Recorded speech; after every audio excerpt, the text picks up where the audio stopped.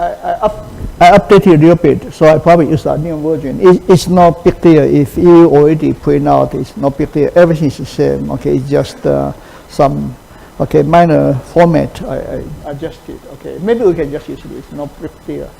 Okay, but if you want, you can update your file. Okay, I make some small adjustment, but no. Okay, nothing major. So don't worry.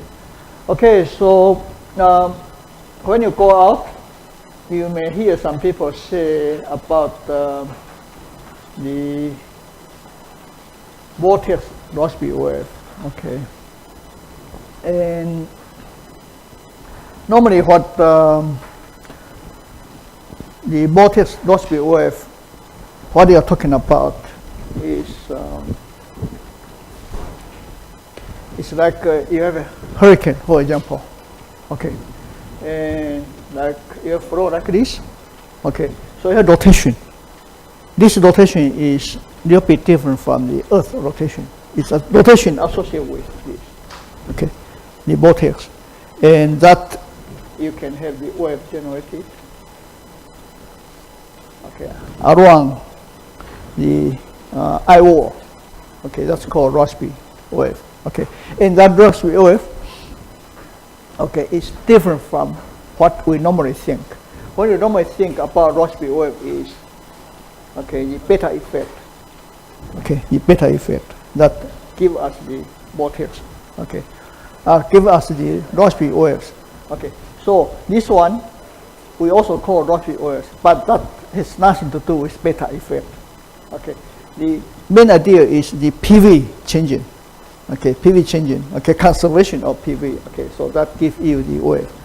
Okay, and that is the one. I probably let you read this, okay, because this is not mountain meteorology, but I let you read this part. This part will not be covered in the final, okay, but so I let you read it, okay. This Rossby wave. And other Rossby wave people talking about is related to the mountain wave. Like for example, if you have the east-west oriented mountain range. Okay, so here is west, here is east. Okay, and then you have mountains, like here, mountains. You have mountain like this, mountain. Like this, okay. So now, if you have air column, air parcel, a column going north,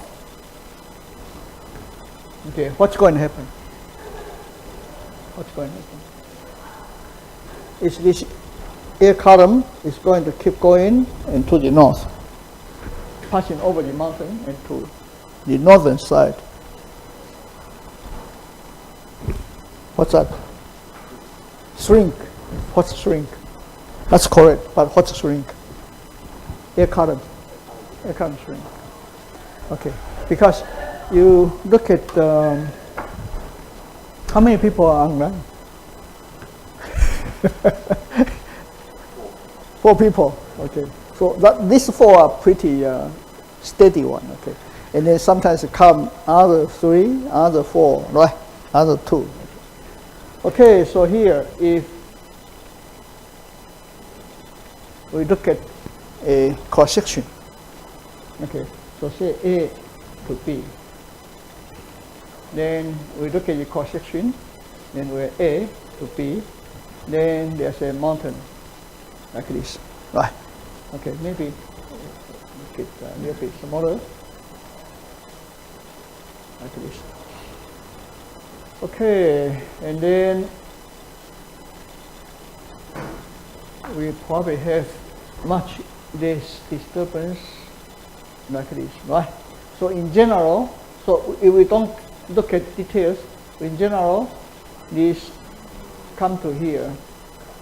Okay, so we don't look at these details. Okay, just look at bigger change. Bigger change is if air column, you come to over the mountain, as you said, the columns shrinking. Okay, so you have column shrinking. Okay, so you have air columns. Okay, right.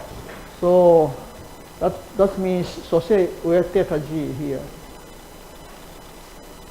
Theta g here. So theta g here will be from upstream, will be increase or decrease. I'm asking the question, not you don't. Okay, you don't not. Okay, so it's decreases or increases? Decrease, right? It's decrease. So theta g decrease. So what happened? Because PV, so say if we write PV in a simple form, like we just don't care about very details about stratification, whatever. Okay, we just say this is just like shallow water, homogeneous fluid. Then our PV will be approximately equals to zeta plus F divided by theta G, right? And this will be roughly equals to constant. Okay. So say roughly like this will be constant. So now theta G decreases, and F, assume this is not a huge mountain like Himalayas. This is just like a mesoscale mountain. Could be meso alpha, larger scale mesoscale mountain. Okay, so you're talking about a most maybe like Rockies, okay, or the Alps like 300, 400 kilometers. Okay, Taiwan's maybe 100 kilometers. Okay, and so you're talking about several hundred kilometers, 100 kilometers to. So then your F is not changing much. So we can assume the constant. Okay, so this F, say roughly is constant. So then what happened to zeta? If the air is going to, system is going to conserve its PV, what happened to zeta? Decrease too. Okay, so that means zeta is going to decrease. Okay, so zeta decrease, this air column will acquire cyclonic or intercyclonic circulation. Intercyclonic, right? Because this here, our zeta is equal to 0, so here zeta will be negative. Because it's decreased from 0, that's negative, okay? Decrease from 0 is negative, so we have like this. Okay, so here, what happened? That means in general, in the mountain area, you have high pressure, right? You have intercyclonic flow like this. Okay, right. Okay, so you got shrinking. I probably should share this. Okay, so we got shrinking, so zeta is negative. Okay. Okay, so zeta negative, that means we are going to have which kind of flow? Because the air column go to the north in pitch on the mountain. Then there are only 3 ways. If you don't know the answer, that's fine. Okay, try to make a good guess. Okay, and then you do reasoning of that. Okay, yeah. And in a lot of cases, especially when you're doing research, you don't know the answer, but don't be afraid of it. Just doing some cases, and then you're doing reasoning. Okay, so your case with reasoning, that we call hypothesis, because you don't know it's true or not.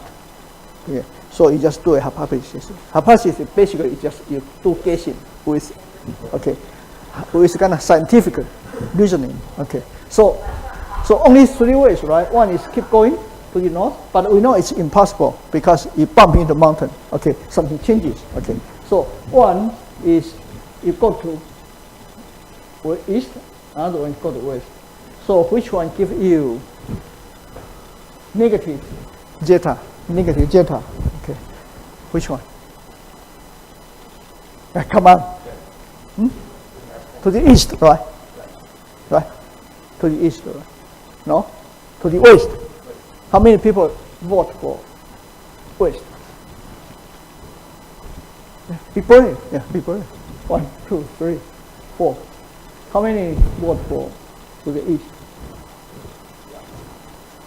You, right? Be brave. Yeah. How many people vote for to the east?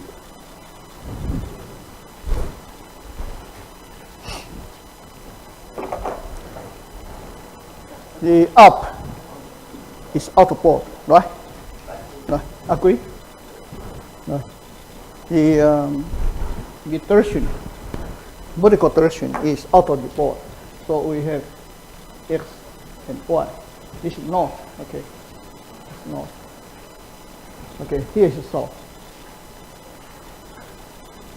Okay, so north, south. So vertical, okay, this is vertical direction.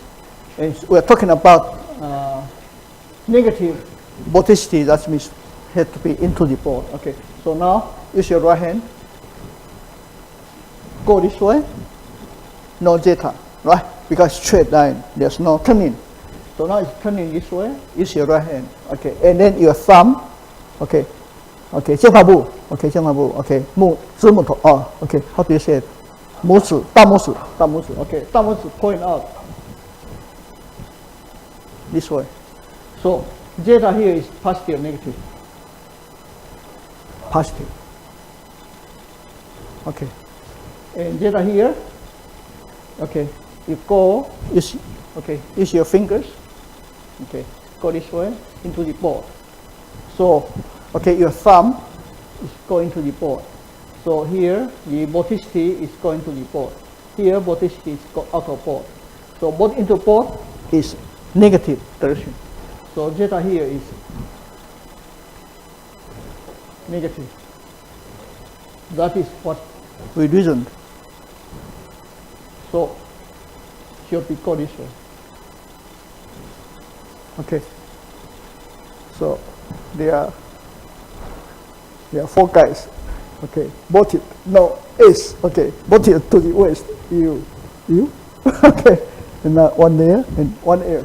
Okay, you guys will be taking 1 point out. No, I'm just kidding. Okay, I'm just kidding. Actually, I encourage you to vote. Okay, to guess. Okay, even it's wrong. Okay, so it's okay. Yeah. So now it's going to go this way. Going this way to a certain point. Okay, so mountain say high enough. Okay, so we'll come back down.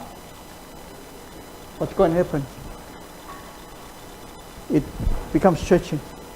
Stretching will generate positive vorticity. Okay, so then eventually you are going to go like this. This is called the orographic Rossby wave.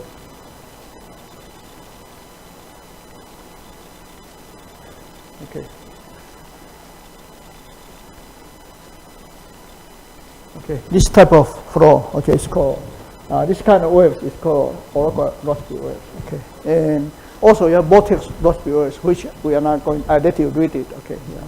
But you should be able to read it to understand it. Of course, I'm not going to kind of include that in the text, but I encourage you to read it, because if you're studying the dynamics of cyclones, okay, tropic cyclone especially, then you will hear people talking about the vortex Rossby number, Rossby wave. Okay, so next topic is the psychogenesis, psychogenesis. That's a big topic in the mountain meteorology. Okay, the dynamical mountain meteorology. That's a big topic. Okay, psychogenesis. Okay, and the basic dynamics of the psychogenesis is okay, more or less kind of have been understood reasonably well. Okay, so and here we don't have time to go into details. Okay, but I believe I should be able to get you understand the dynamics. Okay, without much equations, and then that will let you have at least the basic ideas. So when you come to that, you need to read. Okay, then you can read the lecture notes as well as okay, the Lin 2007 book, and then you need more understanding, updated dynamics. Okay, understanding. Then you can go to the references. Okay, or more recent or referred in my book, or okay, the literature, you can search for it. Okay, so why this psychogenesis is such a big deal? Okay, because of these sites of mesoscale or large scale mountains such as Alps, okay, and Rocky Mountains and the East Asian mountains. Okay, and the Andes are favorable regions of cyclogenesis. Okay, and this kind of cyclogenesis known as this cyclogenesis and can be defined as the formation of a cyclone with strong positive vertical vorticity or an appreciable fall in pressure with a cross circulation formed in the D of the mountain that then drift away. Okay, and be careful when you are reading Japanese papers, okay, because in Japanese cyclones they call Tichia. Okay, they call Tichia. It's not quite correct. Okay, because cyclone has two components. Okay, when you have cyclone,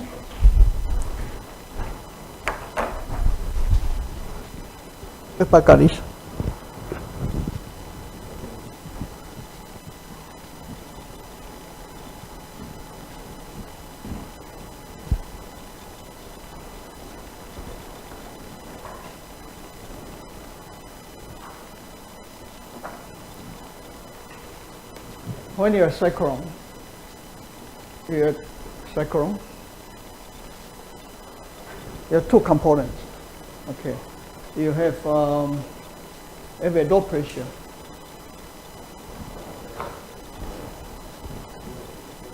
A low pressure.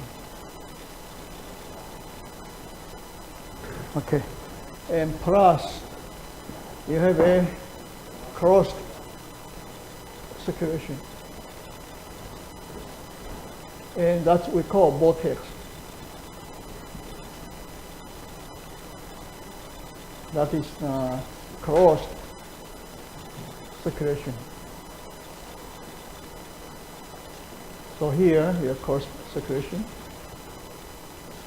Okay, these two together give the cyclone. So cyclone is cross circulation plus low pressure. Okay.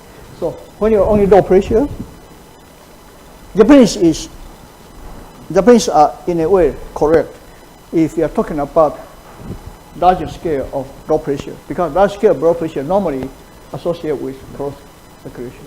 Okay, okay, but not necessarily. Sometimes you can have low pressure, low here, and you can have like this, a trough. A big trough, it's no cross circulation. That's still low pressure. Okay.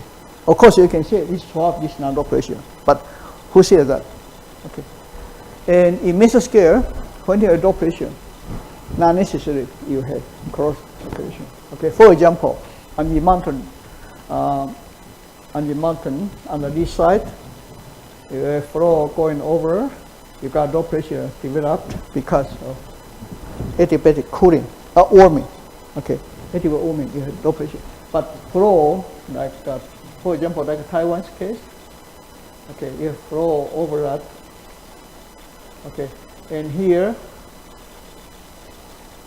you can have a low, but this low flow can passing over, okay, for mesoscale, low pressure, okay. But for large scale, low pressure, yeah, you could have cross circulation, okay, but it's not quite right to call cyclone as low, okay. So it's on this, okay, so now, why it's so important? Because the cyclogenesis generate, on this side of the mountain, you generate, okay, kind of, in general, because cyclone formed, okay, flow over the mountain, and cyclone formed. Sometimes there are two types of cyclogenesis. One type is you have straight flow come in and then form a cyclone. Another type is you already have a pre-existing cyclone and then passing over the mountain and then strengthen, okay, and go crazy. That is more often. And this migrate away, then they leave a low pressure, a trough, a low pressure, okay, on this side to far away. And that's very important because a lot of cyclones okay, will go follow that track, and that's called the storm track. Okay, and that's important because the storm tracks are associated with the cyclogenesis. Okay. So that's why, because you look here, okay, and you can see before we say that, okay, the other reason we study this is like the cyclones. We are talking about the mean-dated cyclone. Okay, we are not talking about tropical cyclone. So mean-dated cyclones, there are two places they can form cyclones. One is okay. Can you see this clearly? Can you see this clearly? You can see there's an area you have cyclogenesis. You have cyclogenesis here, and you have cyclogenesis here. Okay.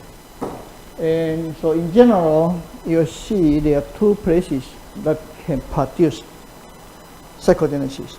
In general, cyclogenesis. Okay. One is on the this side of the mountain. That's why this cyclogenesis is so important. Other is when you have differential heating. When you have differential heating. Okay. So one is the mountain.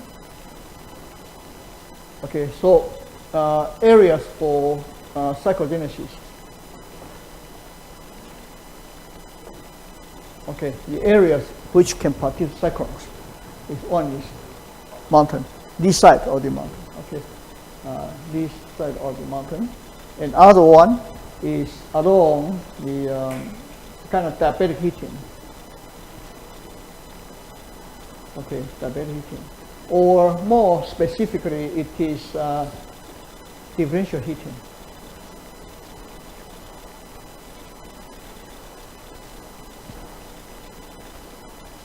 Okay.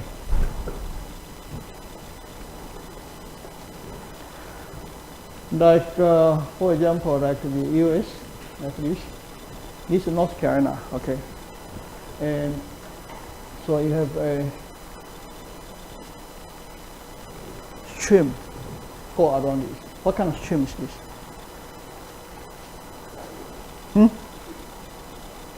Streak. No, this is not streak. Okay. This is ocean current. What kind of ocean current? What kind of ocean? Gulf Stream. Okay, Gulf Stream. Okay. So this Gulf Stream.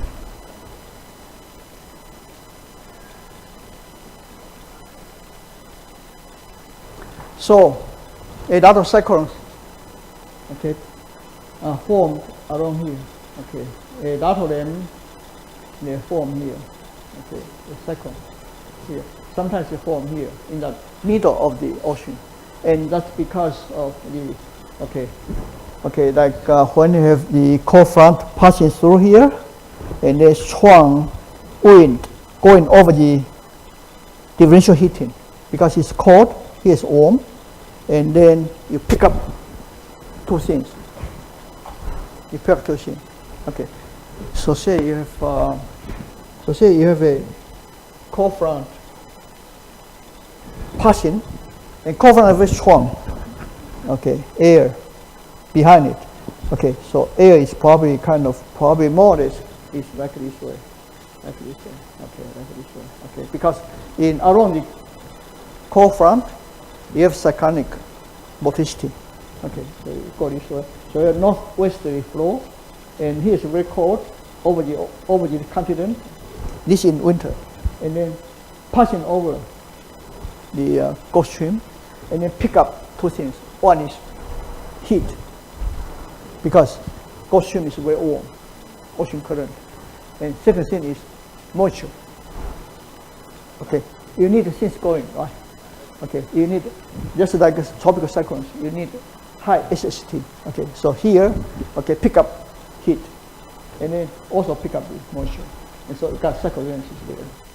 Okay, and then once it formed, then it go to the north. This, okay, and this is they call nor'easter.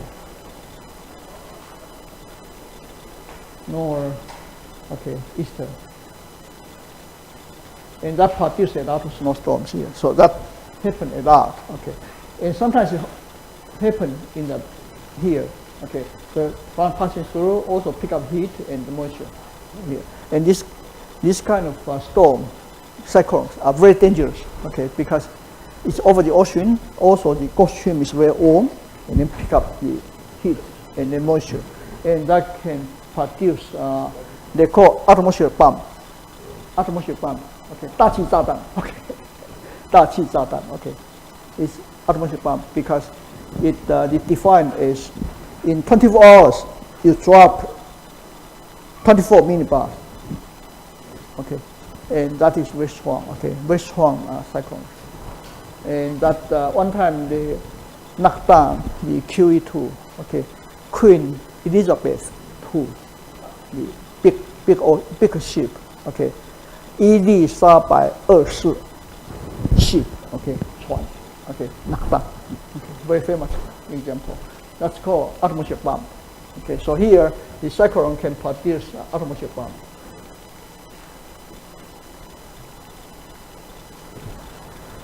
Okay, around the world, in mid-altitude, there's another stream, ocean current, very warm. Which one? 해서. That's correct. 해서. Okay.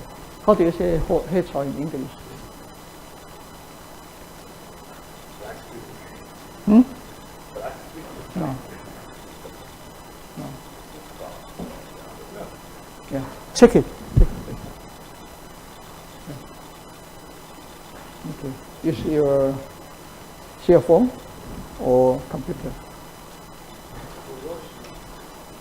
Crucial. That's Japanese name, right? Heitao is Japanese founded. Okay, so it's crucial. Okay, it's crucial. Okay, KURUSHIO, something like that, right? Crucial. Yeah. KURO. Yeah, KURO. SHIO. Crucial. Okay. So crucial is Heitao. Okay, and as you know, that is like here Japan here, okay, and probably Taiwan is here, and Korea is here, and China, and Hainan here. Okay, so then the crucial is going like this, probably this. Okay, actually crucial has two branches. When going through Taiwan, there are two branches. Okay, eastern one is stronger one, western one also strong, and that's why, okay, the southern Taiwan, okay, like my hometown in Fangliao, okay, Pingdong Fangliao, okay, all those, okay, sand up, okay, and some land are kind of being blown, okay, being kind of carried to the north, and then the land in okay, Yunlin, Zhanghua, all those 海埔新生地, okay, they then came from my hometown, okay. So that's okay, and then that's Heitao, okay. Heitao also can form very strong cyclone, okay. So the East Asia, the cyclone are formed by that, okay. So that's why the cyclone is so important. So one is on the east side of the mountain, and other place is, okay, across the kind of warm ocean current, like Gulf Stream, like the crucial. Okay.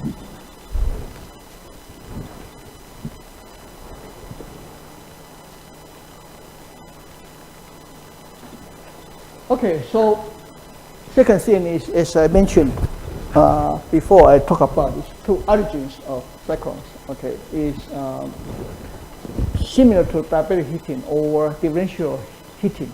Major mountain ranges serve as sources of stationary wave trains. Okay, so and there are two mountain ranges. They serve as these stationary wave trains, and they produce strong volcanic zones favorable for storm track. Okay, because storms, okay, when they are migrating, okay.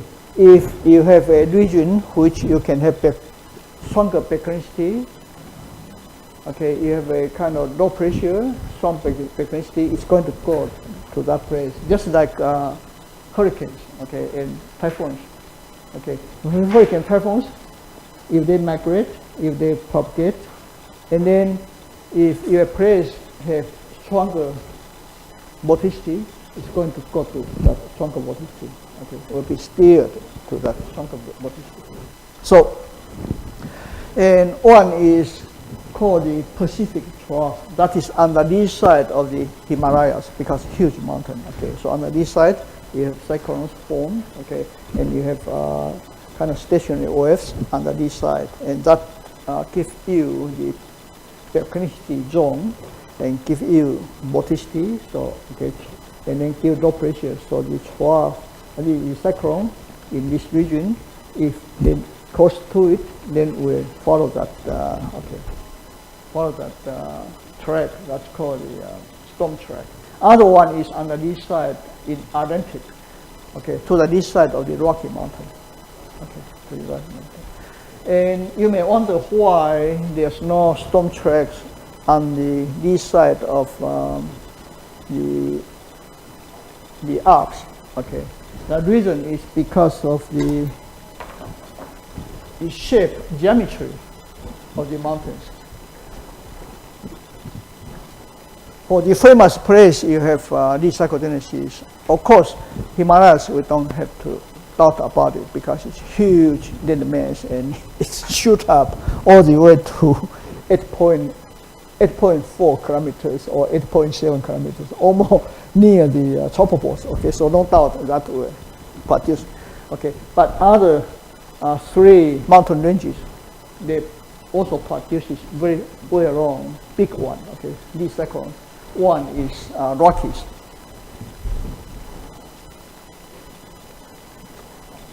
Okay, other one is, okay, actually Alps is more famous than Rockies. Okay, Alps. And then third one is Andes. And those three places, okay, doesn't mean there's no other place have these cyclones. Taiwan's, we do have the vortex formed on the eastern side of Taiwan, okay, but normally it doesn't develop into cyclone because that's related to because Taiwan's size, okay, size of the Central Mountain Range. And like Greenland, they also can produce cyclones too, okay, but most famous one are those three, and they have different mountain geometry, okay, and that makes difference, okay, like in the Alps, it is go like this. Okay, so it's kind of more isolated, and so it doesn't produce a big disturbance far downstream. But Rockies does, because Rockies is more from Canada to US like this. More like, and those are in the westerlies. So it's produced, okay, it is more perpendicular to the basic flow westerlies, and then also kind of extend longer, okay, longer. So here you've got the stationary D wave, okay, that's like, and Andes is different. Andes is like this. You have a mountain gap, okay. So flow comes in, and then produce these cyclones on this side or this side. Let's vote. This side or this side? To the north or south? To the south. Okay, that's good. Brave, be brave. Okay. How many people vote for to the south? One. Anybody else? How about to the north? Hey, come on, you don't vote. He's the one only could determine who is going to be the next president, okay? Yeah, if only one guy vote, okay? You have to vote, okay, to get your voice out. Otherwise, okay, he will be the one, okay, no matter good or bad, okay, he's going to choose maybe Trump, okay, for next president of Taiwan. Yeah. So, hey, how many? Again, to the south. Only one. Huh? No, yeah, south, right? South, be brave, south, right? No. How many vote for no? 1, 2, 3. I have to ask you why you vote for no.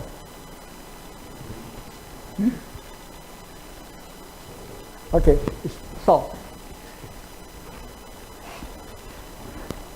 Flow comes to here. If go to north, would be this kind of circulation. Right? To the south would be this kind of circulation. In northern hemisphere, easier for us. This is cyclonic vorticity, or be cyclone. But this is positive vorticity here. Okay, this is negative. In southern hemisphere. Okay. Yeah, antis. Oh, okay, sorry, I didn't tell you. Well, no issue at all, right? I didn't tell you. The Andes is in the southern, okay, hemisphere. It is in South America. Okay. Yeah. Okay, so I guess I'm a little bit over the cross time. So probably, okay, probably I'll stop here, and then in next hour we'll talk about this psychogenesis, and then not bad. Okay, then we can finish this psychogenesis, and let me see what do we have here.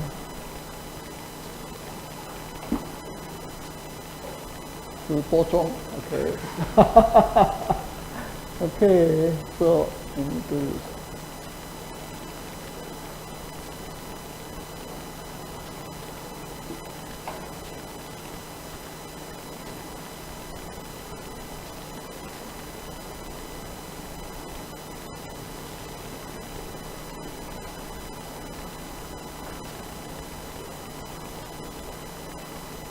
Okay, so we are not doing bad. We are doing pretty good. So I finished this psychogenesis this morning, next hour, and then we'll talk about the other orographic effects this afternoon, and thermally forced flow. Okay, I still have to upload my lecture note here this afternoon, and these two probably not that bad because these two. First, chapter 11 is shorter, probably just 16 pages, okay, but many applications of what we learned, okay, from the series to the real atmosphere. So you don't have the questions, much questions, okay, you don't have many questions, you just actually probably zero, okay, and then we talk about the important phenomena which are related to mountains, okay, and that is important in a way, okay. Even, but you already done the series, so apply to that. So we'll discuss about that this afternoon, and I believe we have time also cover the number 12. Number 12 is also pretty important, okay, but a lot of material are kind of parallel to the mountain oil series, okay. They are just induced by the thermal forcing, okay, related. So I'm going to probably that part where we're kind of, I still keep the note there, lecture note there for you for reference. In case you are interested, you can read it, okay. But I probably will make that of them kind of reading material, okay. And only part I will focus on will be the part will be included in the final. So I'm going to kind of change color, okay, and that gives you as a reference to further reading. Okay, I encourage you to read because they are parallel, and then but some parts are more related to, okay, mountains. Okay, then I focus on that. So I believe I can cover that chapter 11 this afternoon, chapter 12 also this afternoon, and then tomorrow we can talk about orographic precipitation. Okay, and that's pretty good actually. Congratulations, because my students at even NC State and A&T, okay, is not okay, it's not kind of well structured like this, the lectures. Okay, so it's pretty good. We can get it done in a reasonable time. Your question? No? Okay. So we'll take 10-minute break and then come back and finish up chapter 10. Okay, thanks. So let's continue the, let's see, flow over larger mesoscale mountains. That means probably meso alpha type of mountains.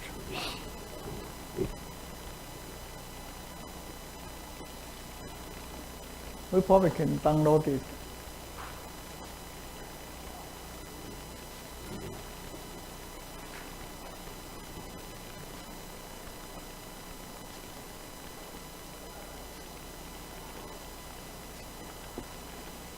Okay, so then this cyclogenesis, then orograph influence on cyclone tracks.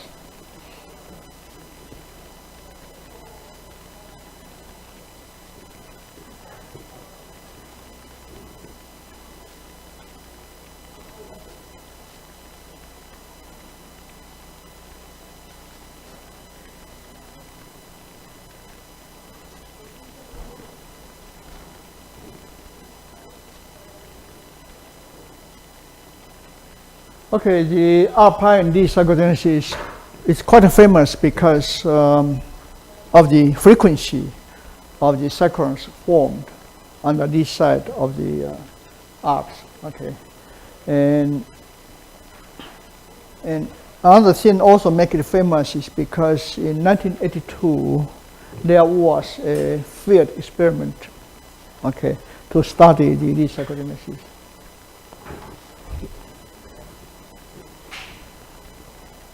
And that one is called the Alpine experiment. It's called ARPEX. Okay, they'll be similar to like the TEMEX, okay, Taiwan area, okay, mesoscale experiment. Okay, so it's kind of more larger scale. And here, of course, Alps is much bigger than CMR. Okay, so they are kind of more or less kind of meso alpha and large scale experiment. And they found the general characteristics of the alpine cyclogenesis is there's four kind of important properties. One is this cyclogenesis is often occurred in association with a pre-existing synaptic scale trough or cyclone that interact with the orography. That's what they found. Okay, the development of these cyclones starts before the strong thermal contrast associated with cold front penetration. Okay, and actually I don't quite agree with this. Actually, a lot of them are associated with synaptic trough, but this cyclone, or probably should be the cold front, okay, trough or cold front passing through the mountains, the alpine mountains, Alps. And normally when we say Alps, we refer to the Europe, okay, European Alps, because there's other Alps in New Zealand. They call New Zealand Alps. Okay. Okay, so the development of this cyclone starts before strong thermal contrast associated with the cold front penetration take place. And the scale of the mature deep these cyclones are on the order of the Rossby radius of deformation. Okay, so when the cyclone developed, normally with a pressure, low pressure, and with vortex, and then they kind of further develop and become consistent. So then you have a low pressure, and then you have tropical cyclone. You have the kind of cross circulation. That's cyclone. Oh no, that's the vortex. Together is cyclone. So that when they come together, that's called cyclone. Okay, and that scale will be related to on the order of the Rossby radius of deformation.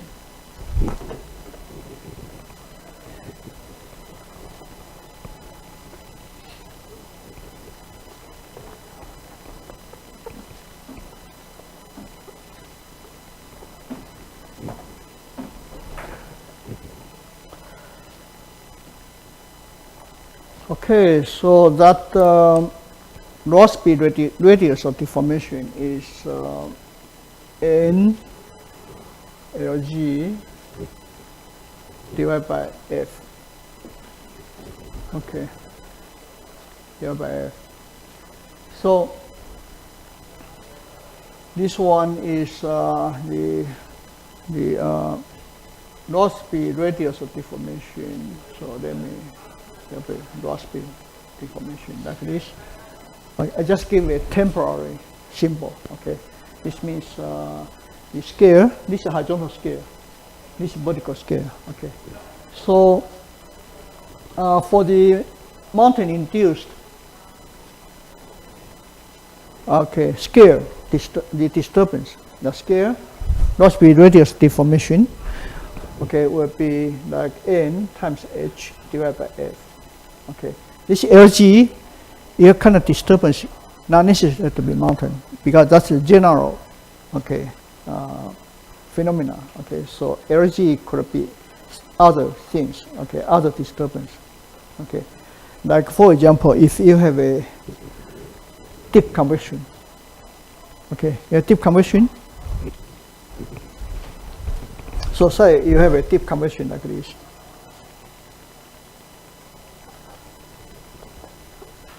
So say you have a deep convection like this. Like this. Okay, so a deep convection like this. Then, so say if this is LG, vertically you have LG from bottom to top. So this LG could be like maybe 8 kilometers. And this one later, when the cyclone, when this deep convection, okay, the convection will dissipate, right? It's not going to last forever. Okay, when it dissipates, then the disturbance will expand horizontally, and then vertical motion will be not as strong as the deep convection, but horizontal will kind of being dispersed. Okay, so you influence scale. So later on, this will become like this kind of circulation, this kind of this horizontal scale. So this scale will be roughly equals to N LG divided by F. Okay, yeah, the conversion. So say if it's a mean relative, so this was about 10 to the minus 2, right? N is about 0.01 per second, and LG here will be 8 kilometers, and F, say just roughly 10 to the minus 4. So what's this? That will be minus 2, so that will be 80 times 10 to the 4th. So that will be equals to what?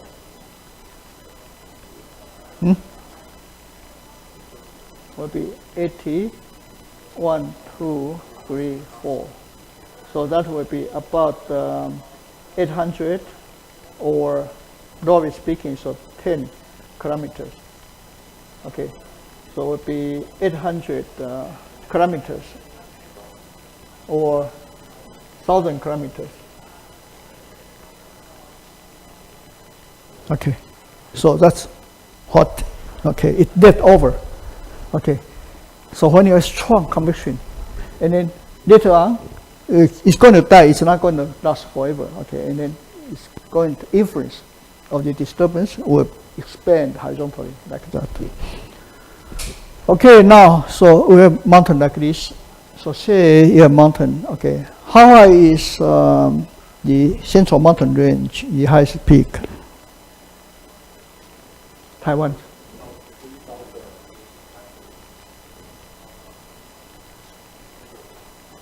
How high is Yushan? Yeah, about 52, right?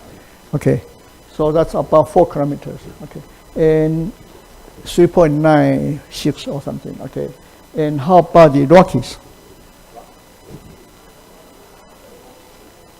About 4.6 kilometers. Okay, and Alps is also about 4.6, 4.8 kilometers. Okay, yeah. So let's say we take about 4. So say 10 to the minus 2 times 4 kilometers and divide by f, mean relative. So say 10 to the minus 4. So then that will give us 40, right? Times 10 to the 4th. That's equals to 40. 1, 2, 3, 4. Okay, yeah. And it's kind of interesting because in the Western, when you count numbers, you count the thousand million, and then trillion. Okay, so in the accounting is 10 to the 3rd. That's 1,000.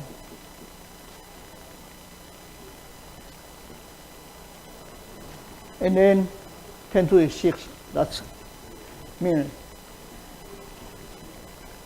And then 10 to the 9th, that's billion. Right? Billion. 10 to the 12th, that's every 3. That's what? Trillion. Okay. So, 10 by 1. E. 10 亿. That's interesting. Why is it 10 亿? Why is it not E? Okay. And then 兆.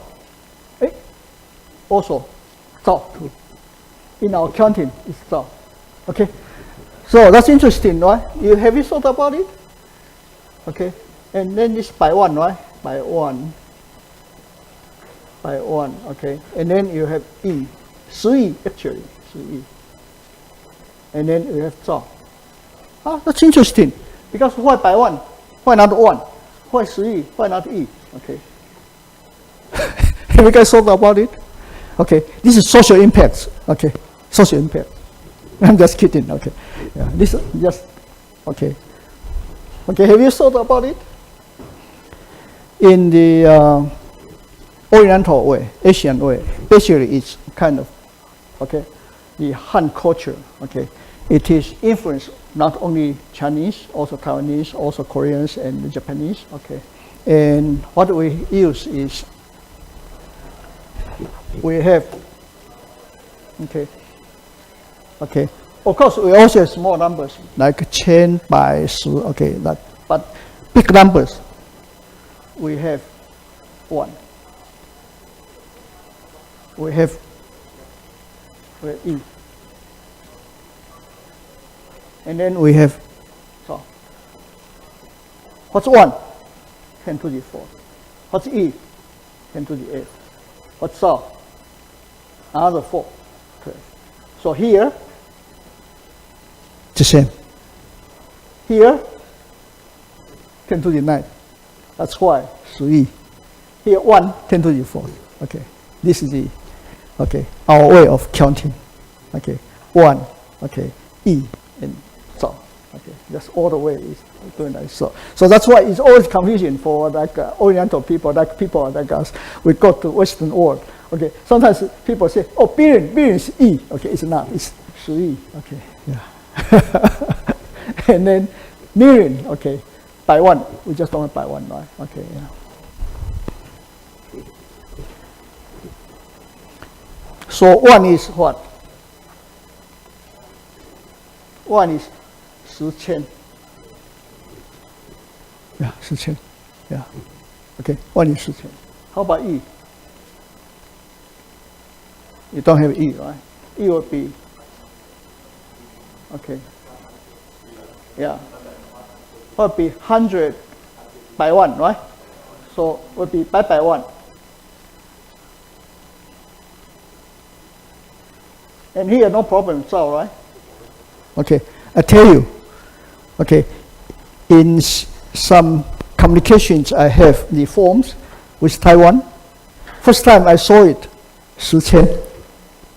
I saw 10,000. Okay, 10,000 is what? 10,000 is 1. Yeah, 10,000 is 1. Yeah, I did see, okay, in Han characters, in Chinese characters, 10,000. Yeah, yeah, that's 1. Very interesting. Yeah. Anyway, this is on the side. Okay, so this will not be part of the exam. Okay. Yeah.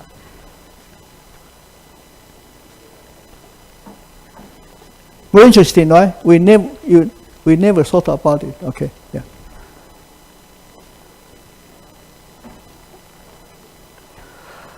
Okay, so then, so here, if we have this, then we have about 400 kilometers. That's a second scale, okay, when it's mature, second scale. So how about Taiwan's? Taiwan's, we have 10 to the mass 2 times CMR times, oh, sorry. This is Taiwan's. No, this is not Taiwan's. Okay, so this is 8 kilometers. No, not 8. Oh, this is correct. 4 kilometers. 5. Okay, 5. Okay, 5 kilometers. Okay, so it's probably 5 here, 5 here. Okay, so 5. Okay, 5 kilometers. Okay. For Taiwan's would be still pretty high, right? 4,000. And then divided by Taiwan's is probably 0.5 times 10 to the minus 4. Okay, for the F, the correct parameter. So actually Taiwan is comparable to this. Okay, but we don't see these cyclones. Okay, produced by Taiwan's mountains. Yeah. Okay, normally just a vortex. Okay. Yeah. So that may be something you can study. Okay. Anyway, so other important thing is in the alpine cyclogenesis, there are 2 phase deepening process. One is cyclone deepens very rapidly but shallow, and second phase, the cyclone develop less rapidly, slowly, but then extend through the whole troposphere. Okay. And there are two types of the. Okay, one is more or less, both of them are kind of associated with the front. Here you have deep trough, okay, but you do have front, okay, passing through. And then here also have the front. Remember I said, okay, the eastern part go faster, okay, and then eventually they come together, and then here to the south of the Italy, okay, to the south of Italy, because Italy is about here, and this in kind of the Greenland Sea, then they form the cyclone here. Okay, what's this? This arc. What's this? Yeah, that's Apennine. Okay, Apennines. Okay, that's Apennine Sun. Okay, yeah. That's the mountain separate France. France is here. Okay, to Spain. Here. Okay, and Germany is here. Okay, Italy is here. And the Australia here, and Switzerland is here. Okay. Okay, so this one is called the Photocyton. German V, okay, pronounced like F. W pronounced like V. Okay, so like Volkswagen is Volkswagen. Okay, that's德国的名车. Okay, that's Volkswagen. Yeah. So that. Okay, so this means the southern type. This means northern type of the cyclogenesis. Okay, so I probably will go a little bit quicker. So there are 2 major theories for alpine cyclogenesis. Okay, one is proposed by Ron Smith. Okay, so you can see Ron Smith kind of is in the frontier in the play a major part in understanding dynamics. Okay, like the cyclogenesis, like the severe downslope wind, like the vortices. Okay, he has all the theories proposed. Okay, and that's the volcanic D wave. And other one is orographic modification of volcanic instability. So you know volcanic instability, it's just modification and make it stronger, okay, or trigger it, okay. And sometimes if you have flow, you have this flow is kind of favorable or have some energy which are available to blow up, convert into kinetic energy. And that is called volcanicity. And which kind of energy you have? Yeah, for volcanic instability, you have embedded some energy, some kind of potential energy. It's called available potential energy. Okay, available potential energy, and that. But if you have available potential energy, doesn't mean necessarily you are going. It's not sufficient condition. It's just necessary condition. It doesn't mean you can guarantee to have volcanic stability. You need to trigger it. So mountain can help to trigger it. Okay, and then release it and becomes decyclogenesis. Okay, that's part of the series. Or, okay, you already have the instability going on and through the mountain, and then you got enhanced. Okay, so one is enhanced and another one is kind of okay, triggered from nothing. Okay, just basic flow, but you have the flow is very unstable. Okay, and you need something to trigger it, and mountain can serve as the trigger. Okay, and so that is different from Smith's volcanic DOS. Smith's volcanic DOS is a little bit similar to the in volcanic instability. There are two major theories. Okay, actually, one is ED model, and other one is Channing model. Channing model is beta plane, extend to infinity in vertical, and ED theory has kept rigid, okay, but on F plane, no, on F plane. And Ron Smith is extending ED model, but without rigidity. Okay, so and then you have trigger on the mountain because ED model doesn't have mountain. Of course, Channing model doesn't have mountain because they are general theories. Okay, they are normal mode type of theory. Okay, so Ron Smith is extending the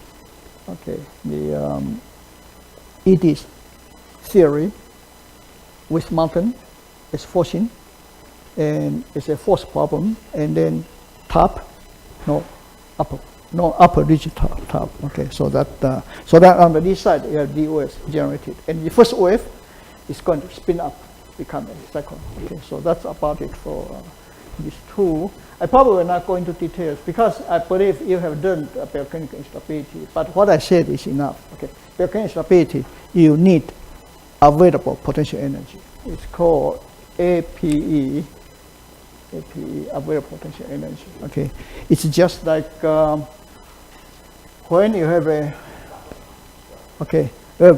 kind of a pair of these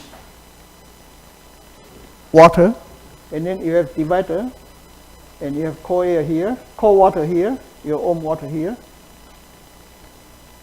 Okay, then you have the available potential energy because you have more here, you have this here. Okay, so when you have the divider pour out, then it's going to happen is this cold air is going to rush here and come in here. So then that will form, okay, lot of disturbance, and that can generate, it can convert available potential energy to kinetic energy. Okay, and that is in a way similar to like storm, like severe local storm, like supercell thunderstorms. Okay, and supercell thunderstorms, you have the cap, and that by triggering, that can become kinetic energy. Okay, and this is convective available potential energy. Okay, this is for convection, general convection. This is for larger scale. Okay, disturbance, that's volcanic instability. Okay, so here is volcanic instability okay, triggered and release, convert available potential energy to here. And this one, if disturbance, trigger it, and then have the cap convert into kinetic energy. Which kind of instability?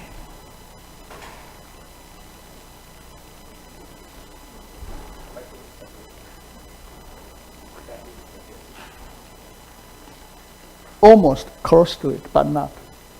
It's conditional instability. You know, conditional instability has a cap. Converting instability doesn't have cap. It don't need a cap. Converting instability, you are talking about there.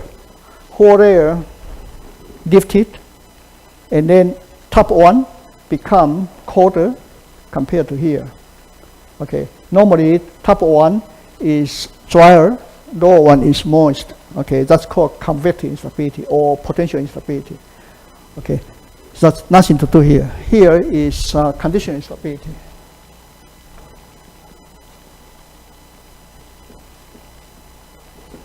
Okay. So if you understand this, then this is just mountain here. We just modify it. Okay. Trigger it as well as modify it. Okay. I probably should say trigger and or modify it.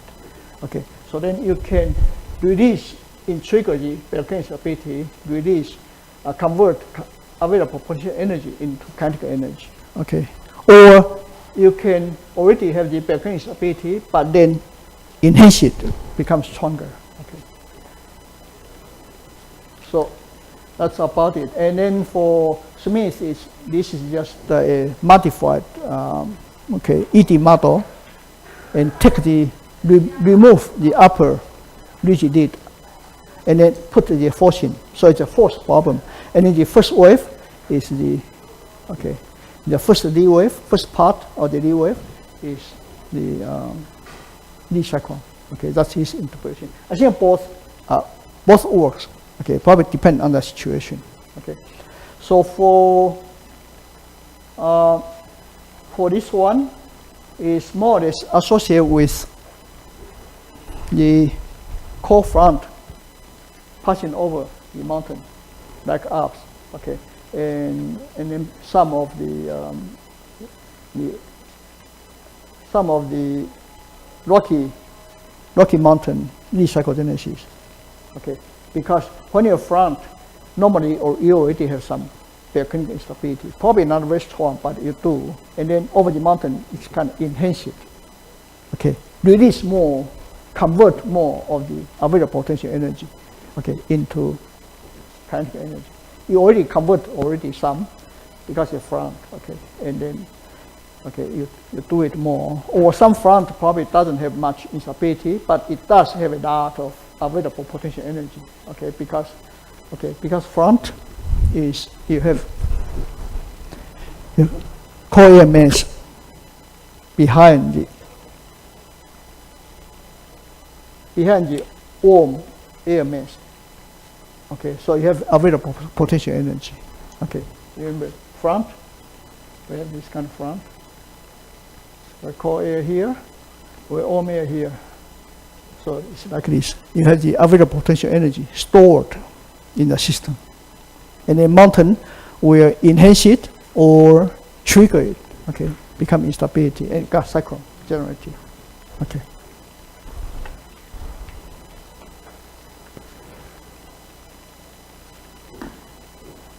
Okay, so I think that's about it. See, I kind of change the color. Okay, that means that's written for kind of more further reading.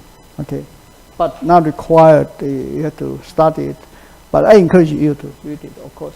Or maybe later on, when you come to some kind of phenomena, you study some dynamics. It may remind you. You can come back here and read it. Okay, but that's what I taught you. Once you study very well of the mountain meteorology, the dynamical mountain meteorology, and you require a lot of understanding.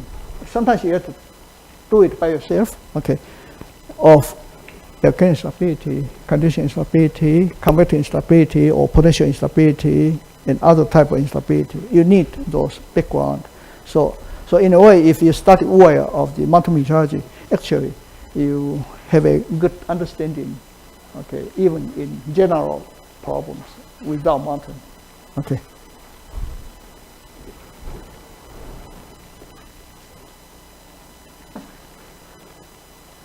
Okay, so I let you read this, okay, and those are just details. Okay, sometimes you may have like Rockies decyclogenesis. Okay, Rocky decyclogenesis has two types. Okay, let me see. Maybe I'll continue in the afternoon. Okay, so I start from here. D. Okay, Rockies. How many pages? We have 22. Yeah, I think we can. Yeah, we can finish this. We can do this in the afternoon because it's important material. Okay. So and then we'll go to the other phenomena, and those are easier. Okay, and probably take shorter time. And then in this second lecture this afternoon, I will talk about the. After this, I'll talk about the cyclone, okay, or tropical cyclone, typhoons passing over Taiwan's mountains, okay. And yeah, I'll talk about that, and then tomorrow I'll talk about precipitation. And so this afternoon, first part, we'll finish this, and then, okay, the track diffraction of, okay, the typhoons passing over Central Mountain Range.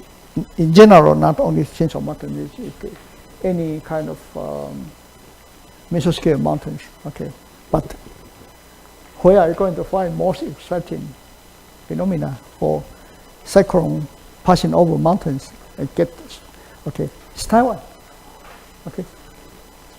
Yeah, I have my students, myself, we started the hurricanes passing over apparitions, okay. We produce rainfall, okay, but compared to Taiwan, it's nothing, okay. And you look at the cyclone passing over that, there's not much disturbance of the track, okay. Taiwan is the most exciting, okay.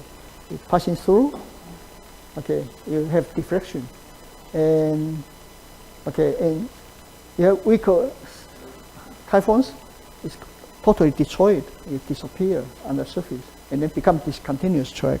And then sometimes you even have the looping of track, so very exciting, okay. So we'll talk about that. If we don't get a chance to talk about that, then I'll talk about it tomorrow, because that's the major problem when typhoons passing over Taiwan's mountains. There are two effects.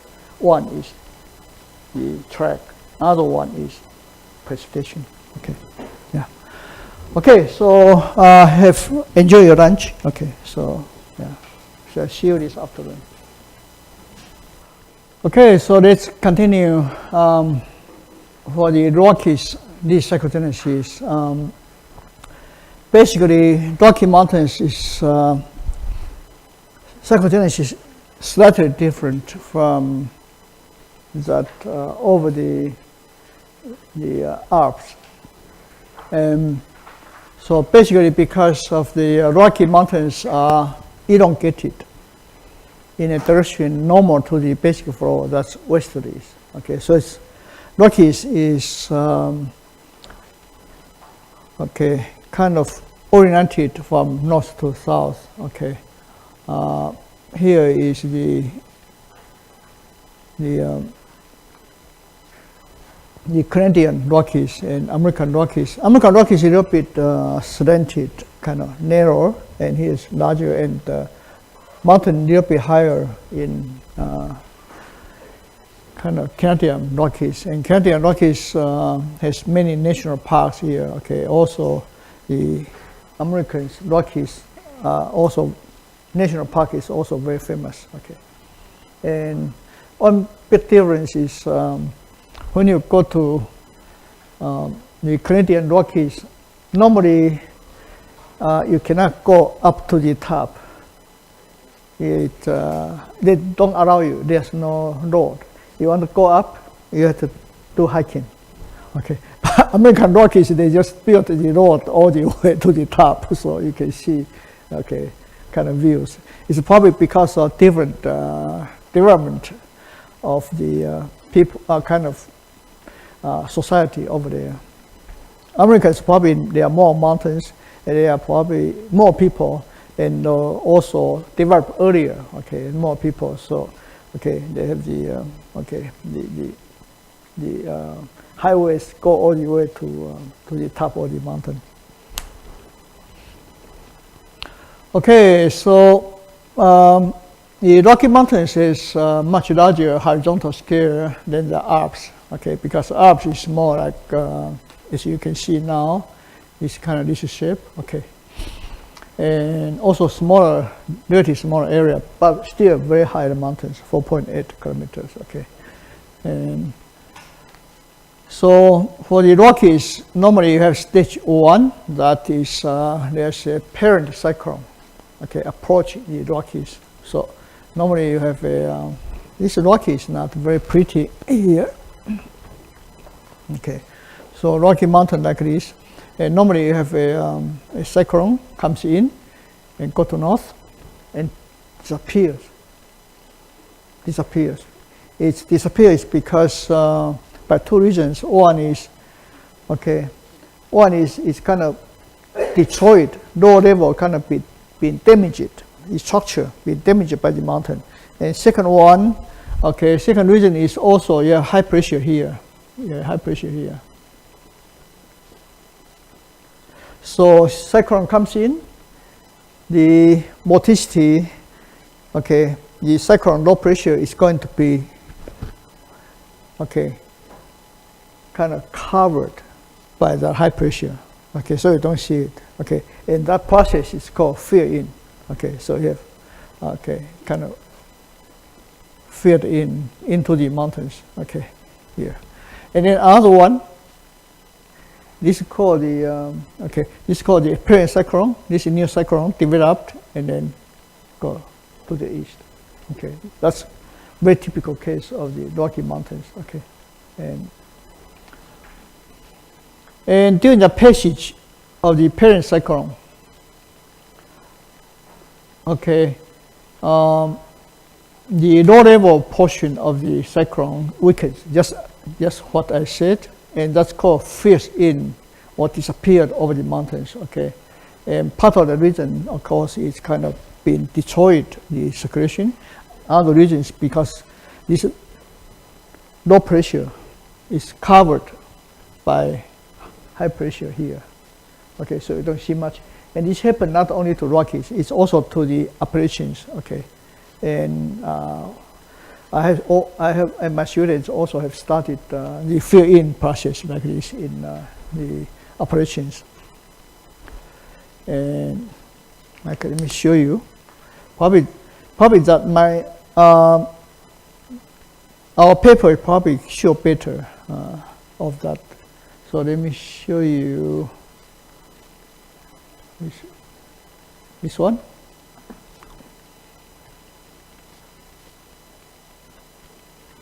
So say if you go to publications, in most of the papers you can, or mine, you can download from there, okay, you can download. So like you look at, for example, you look at 2015, that's probably 2 years ago. One of my students, she's from Egypt. Okay, so I don't know why there are multiple choices. Okay, so here,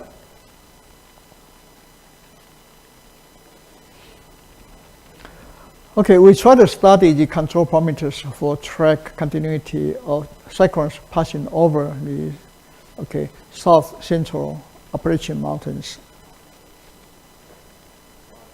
Its pronunciation is Appalachian, okay, Appalachian, okay, Appalachian.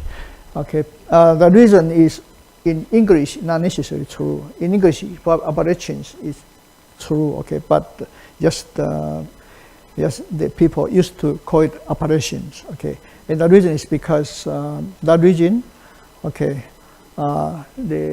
Okay, it's kind of more or less French type of pronunciation, like Chicago.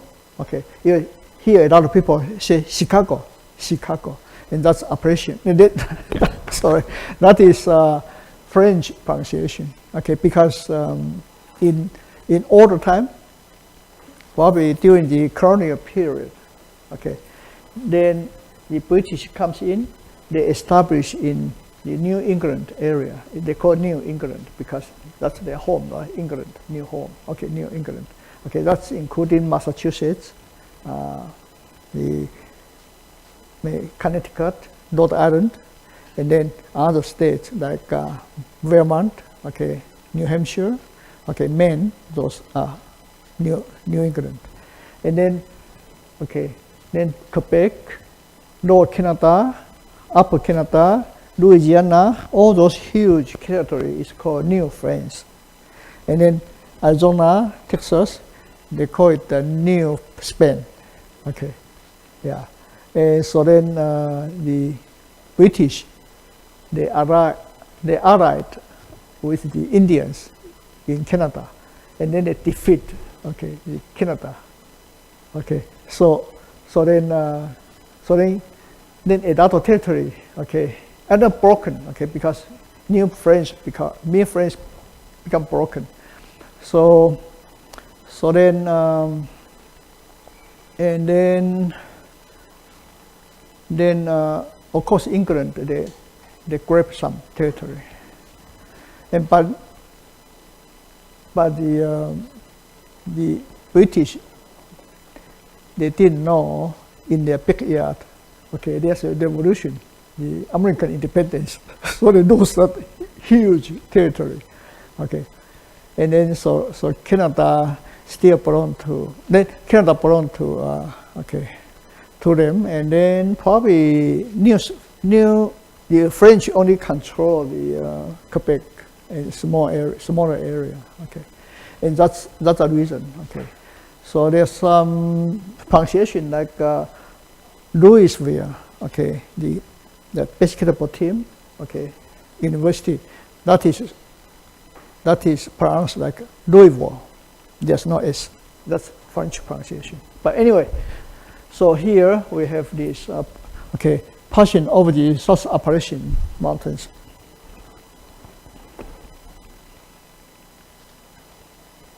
See here, that's the cyclone. This actually a very good picture you can see. It's not produced to us. We get it from the O'Henry and Mozart. So cyclone comes in. You look at, like, for example, you look at 5 or maybe 4. You come in and go to north, and then disappear, and then 4 new one comes in. Okay, develop. Okay, that's called film process in Appalachian too, and also in Rocky Mountain too.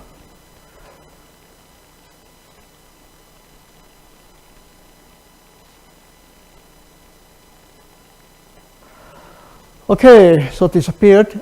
But this is lower level. High level, okay, it is some kind of disturbance, track deflection, but most of them are kind of passing over the mountain here. And then lower one is disappear, but then this upper one, okay, will spin up the lower level cyclone and then develop a new cyclone here. Okay, that's typically just like this. Okay, and stage 3, a new surface cyclone forms in the east side of the mountain range, and then to the south of the original track. That's the third one. Okay, so first, second, third stages.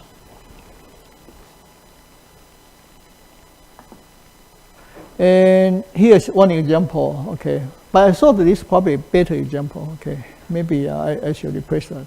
Okay, but you still can see here, this is March 18th. Okay, so you have a cyclone comes in.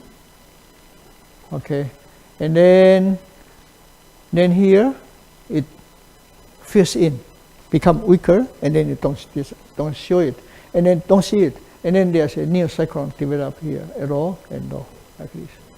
Okay, do you see it?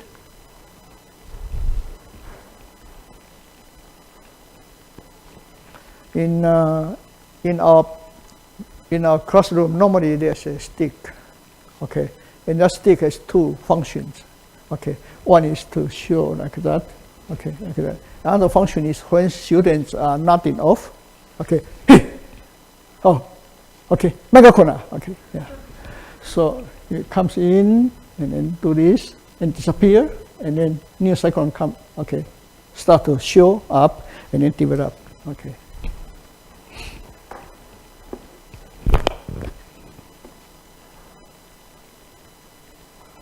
Okay, so that's about it for the kind of Rocky's decyclogenesis.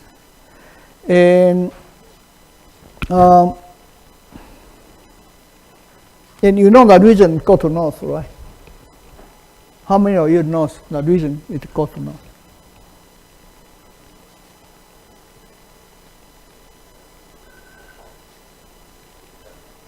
Remember I showed there are two conceptual models? Oh, we will talk about that, don't worry, okay. We'll talk about when we talk about the orograph inference on the track, okay? So we'll talk about later, yeah. So don't worry about that. But keep in mind there's that question there.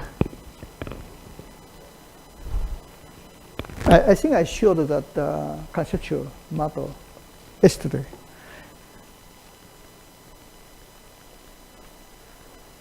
Okay. So here you can see, so say here it's, you have Berkeley wave like this, Berkeley wave like this, Berkeley wave like this, okay. Okay, Berkeley. And then it comes in, so this Berkeley wave has many the low pressure embedded, okay. So in the basic dynamics course, when I try to teach my students about the synaptics, okay, the synaptic dynamics, okay, is like this. So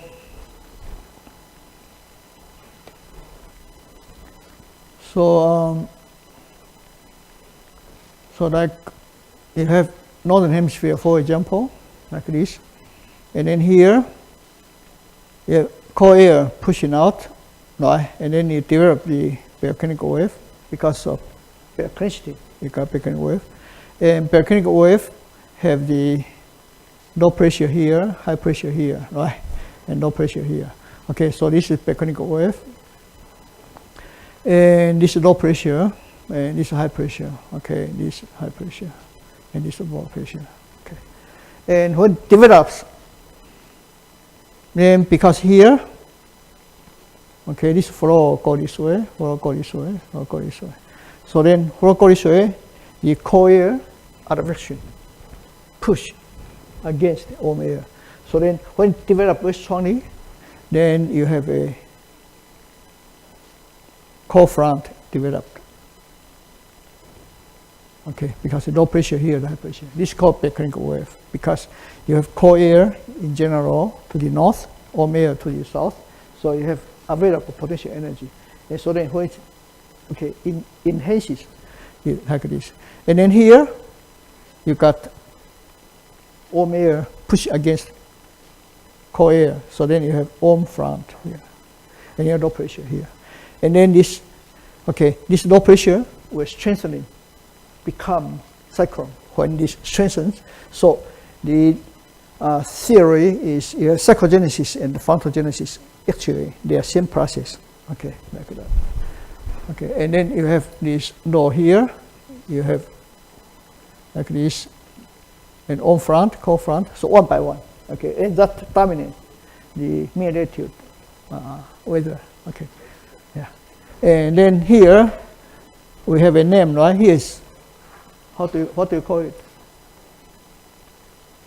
It's called this warm sector. Okay, warm sector. Okay, so sometimes like in winter, in like North Carolina or okay, major part of the United States. Okay, we normally call the states. Okay, that's United States. And okay, in winter, sometimes you got a very hot weather. Okay, very warm weather. They call Indian summer. Okay, But then don't be too happy, because once it passes through, just one day, okay, then you got the cold weather again, because other front comes in. Okay. Okay, so you imagine like this. Here you have high pressure, you have low pressure, high pressure, low pressure, high pressure. So this is low. When this is low, okay, so when you have mountain here, just imagine this. So then we have mountain is in green, right? So we have mountain here. Pass through. This frequency, this frequency, okay, frequency is going to be modified by the mountain, just like that. Okay, so you can see here. You see this? Just focus on this low. It goes north, disappear. A new one, later on, new one, okay, develop here. Okay, so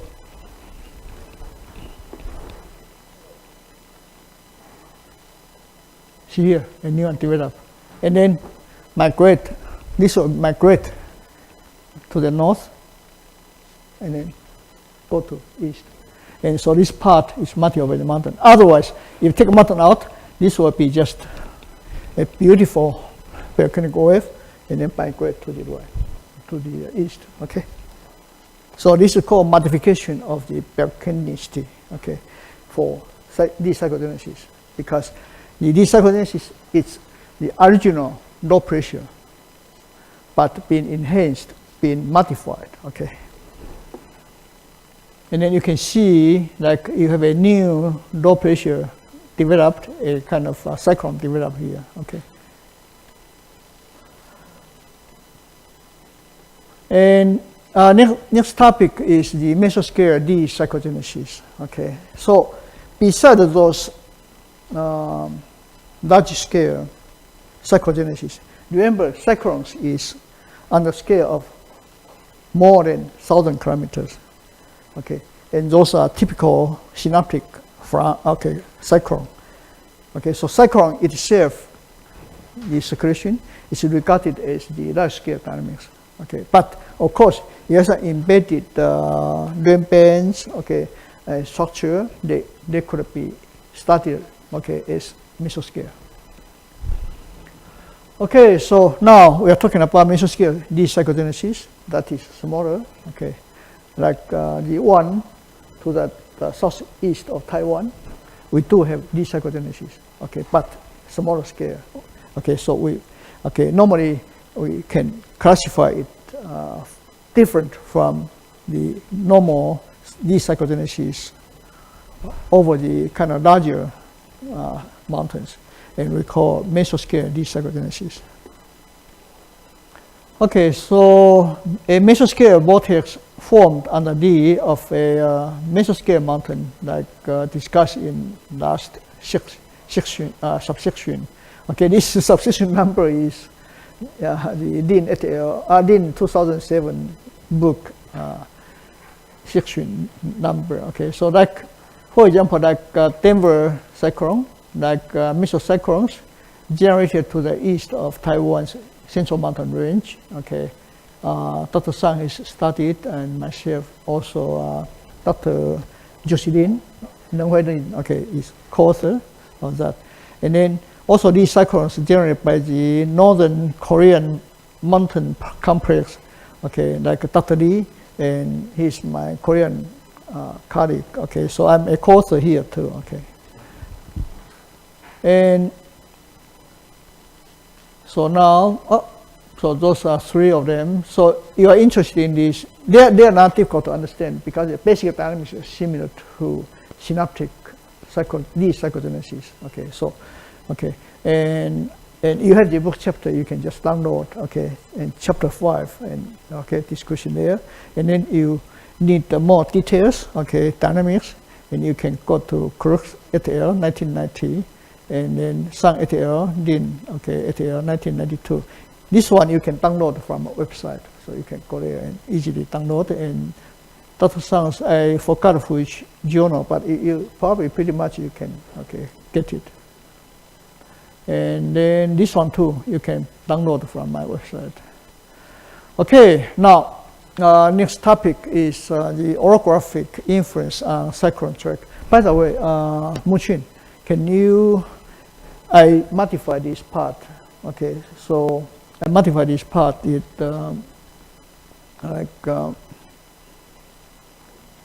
so probably have to download it, let me see, yeah, so.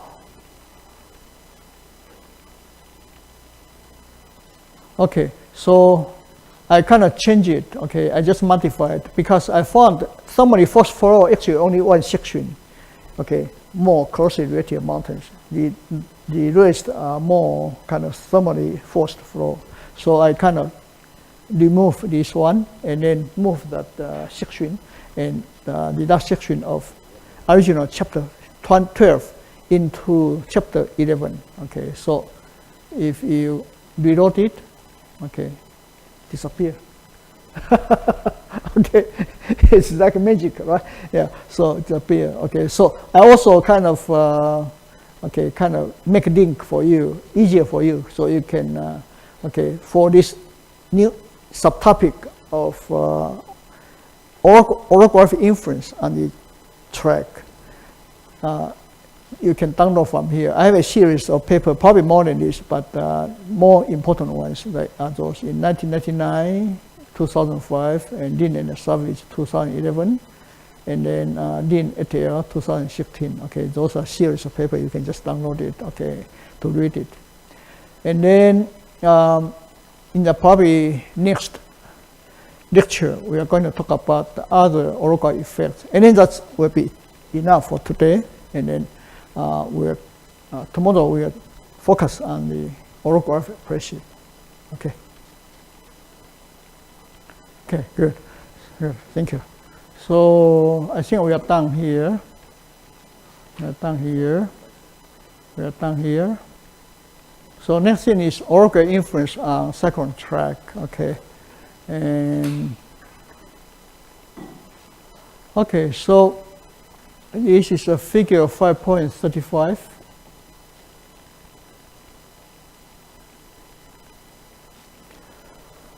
So here you can see the examples of track diffractions, which many of you probably have listened to many talks like this, right? Are there many people talking about this kind of research? Many of them, right?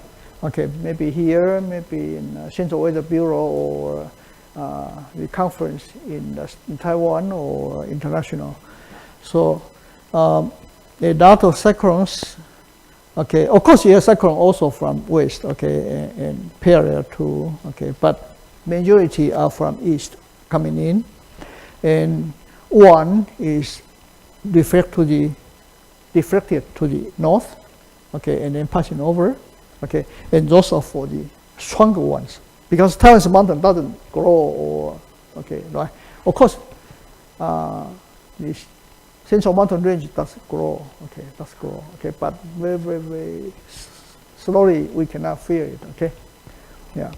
And so then it goes north and then go kind of more or less cyclonically, okay, and then to the west and then go to China, okay. And or some of them go to, okay, other places like Japan or Korea, okay. Yeah. So this is called continuous track. And then for some typhoons, they come in, they kind of go to north. Some of them go to south. And it's a complicated problem, okay. It also depends on where you land, okay, and what direction you are, okay. And then fill in. You fill in, okay. You don't see it, okay. That's similar to the mean latitude cyclones. Fill in to the mountain, fill in, okay, like that, and then disappear, okay. And the low level, this low level disappear. Higher level, of course, is passing over, and then you got a new cyclone on the this side developed, and then oh, that's terrible. Okay.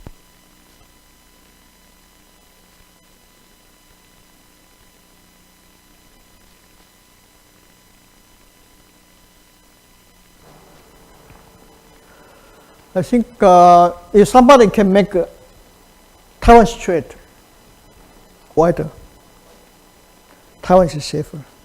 Okay, and Chinese have to worry more about typhoons, because then you got bigger strait, okay, bigger Taiwan Strait, okay, or Taiwan Strait too, okay, then that can develop stronger, okay, to China, okay, yeah. So they should worry more about, okay, natural disasters instead of worrying about building weapons to, okay, invade other countries. Maybe you guys can study how to do it. May not be easy, okay, yeah. But maybe you can study like a cyber war, or like the laser war. Okay, now Americans develop the laser weapons. Okay.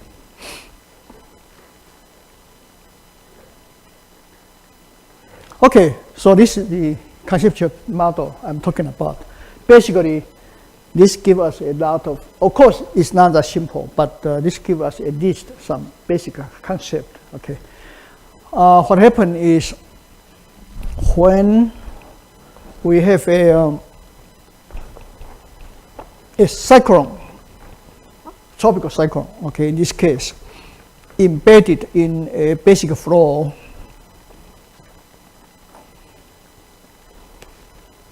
so when you have a cyclone, okay, embedded in a basic flow like this,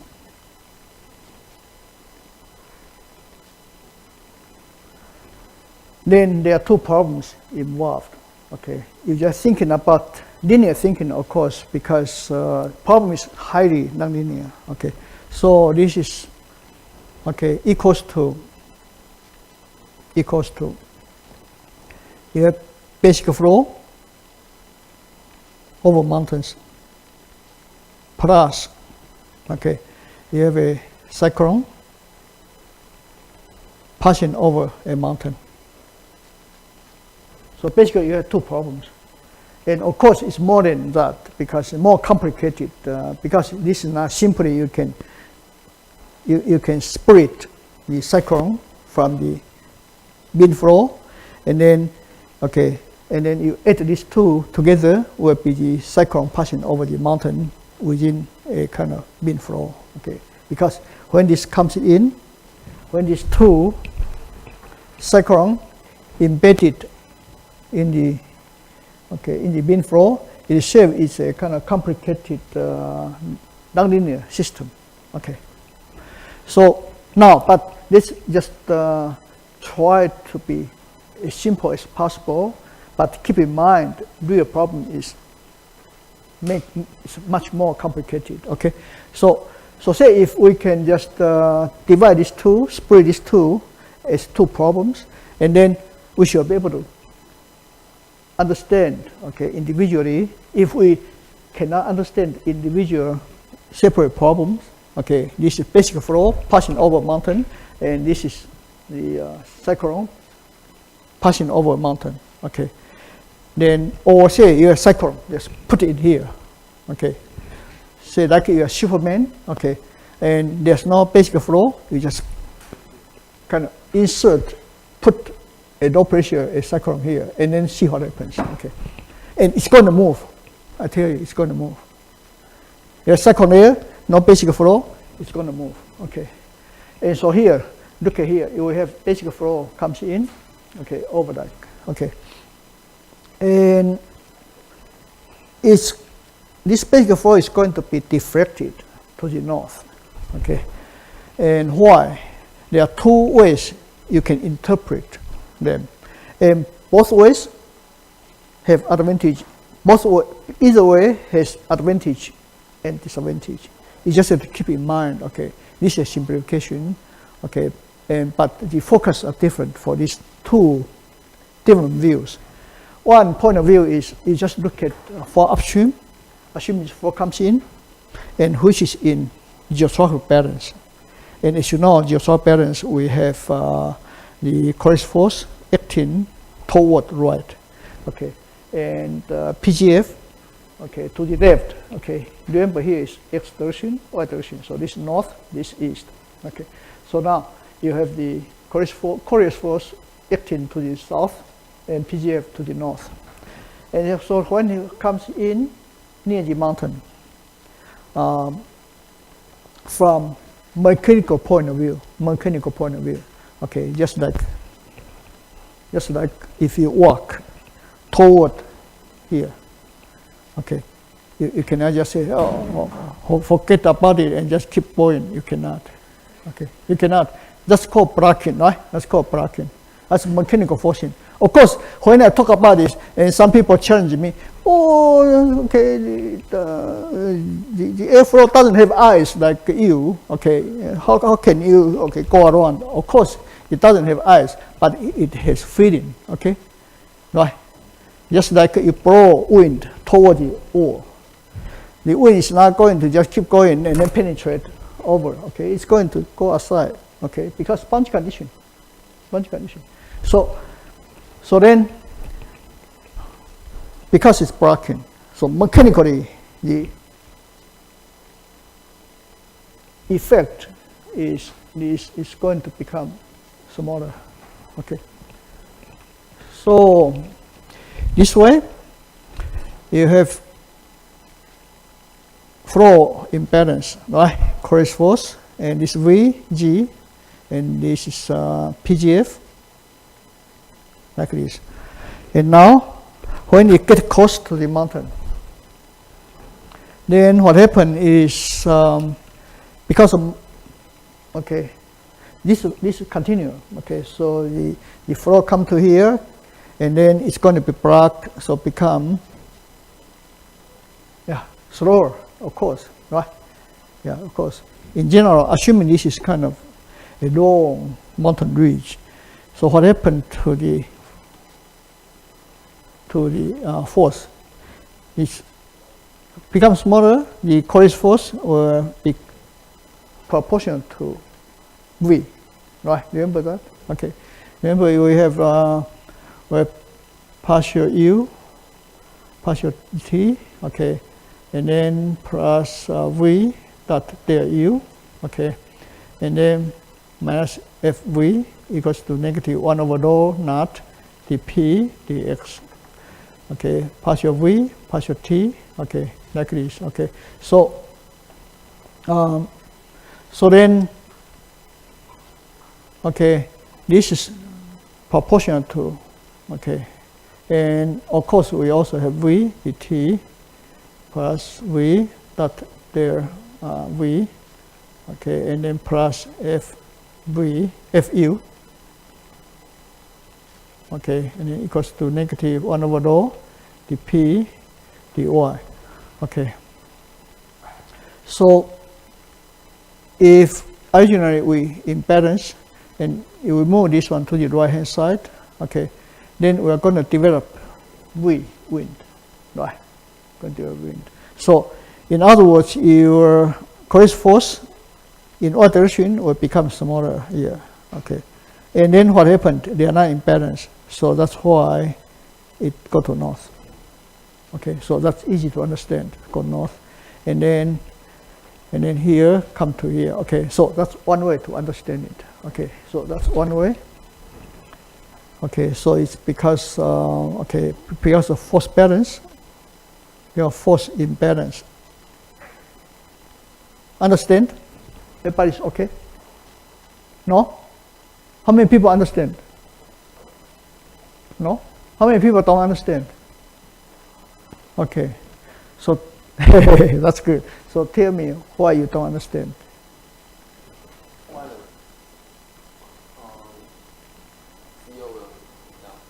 Not be done, to the right. This is horizontal, okay. So this is X and Y, okay.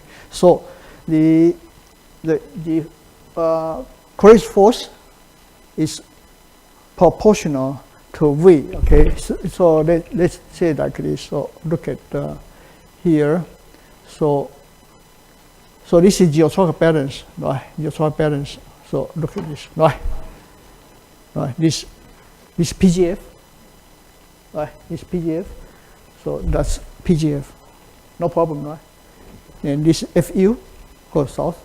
Okay. So this one is PGF.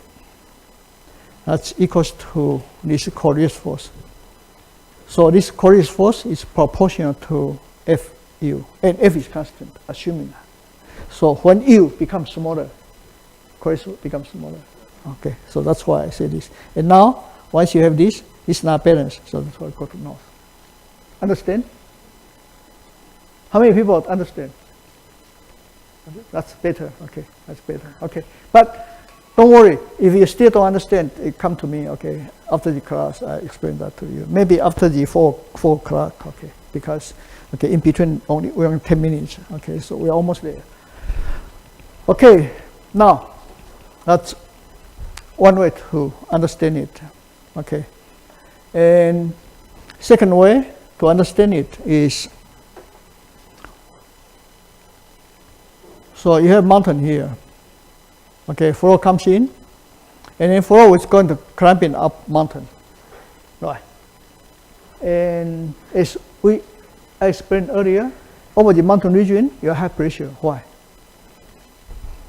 Because flow comes in, will go up, so then will activate cooling and become denser, right? Okay, denser. And then once it's denser, so whole region will become high pressure. Okay, and high pressure will, for that scale, will develop,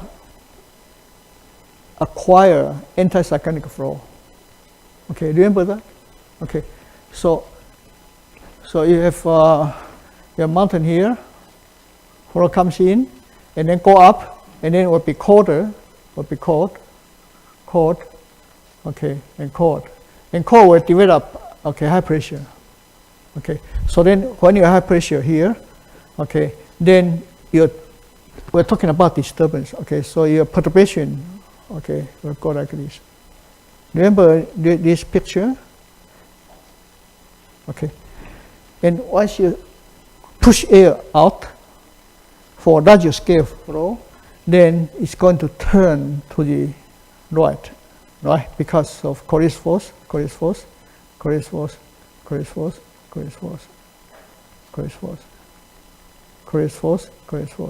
So then flow become like this.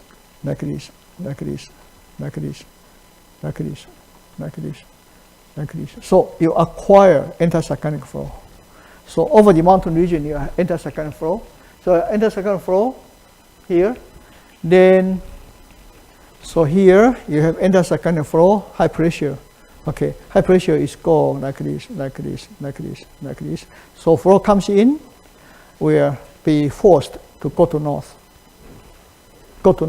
and then to here, and then here will go to south. Okay, that's the second way to interpret it from the kind of thermodynamic point of view. Okay, so the second one is more focused on thermodynamic point of view at first stage. Second stage will be mechanical point of view. So this is more complete. And this one still works. Okay, this one from more purely mechanical point of view. Okay, understand? Okay, so that is what happened. Okay, and then after the break, we'll continue talk about this. Okay, so a Superman or Superwoman. Okay, and just bring a cyclone, put just in front of the mountains, and see what happens. So talk to see you after probably 10 minutes. Thanks. So let's continue. So now, if you have a cyclone, just put it in over here, and no basic flow, because you assume these two are separate. These two problems can be split, can be separate, And so you just worry about this, cyclone here. And what happened is I think I explained this earlier, So if you have here, here we don't worry about that little increase or decrease. We just overall the column, air column is going to shrink over the mountain, and then stretch again back to the original depth. Okay, like that. So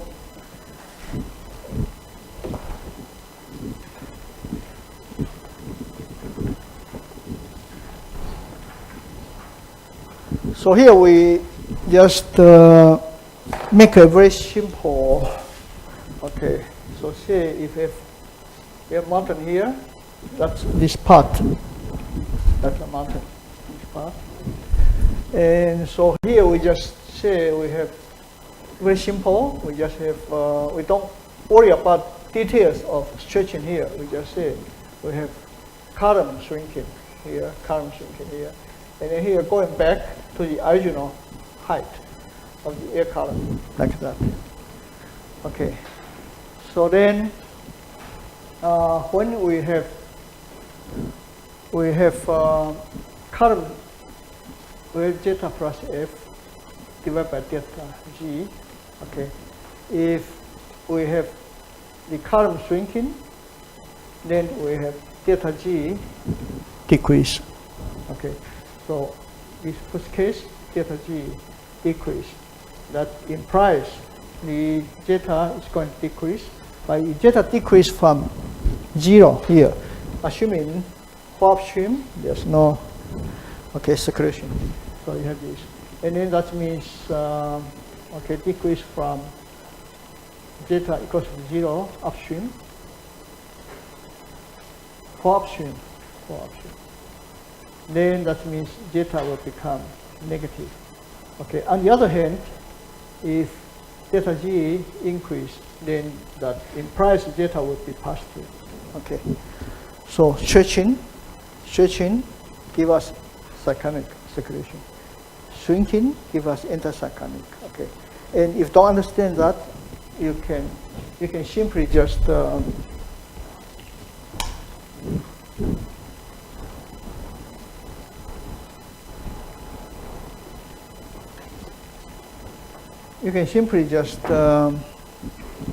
view this way.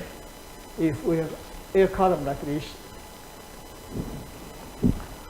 when it stretches, it becomes like this. Okay, right. So it stretches, and that means you have air column, you have stretches, that means air going in like this. So when air going in like this, then of course your stretching have two effects. Okay, one is you have a negative zeta plus f, and then partial w, partial g. Okay, so that is partial zeta, partial t, proportion like this. Okay, there are two terms here. They just simply just say, look at the f term. Okay, just look at f term. So here it's going to turn to the right. We're going to turn to the right. We're going to turn to the right. Turn to the right. So the eventual flow will be like this.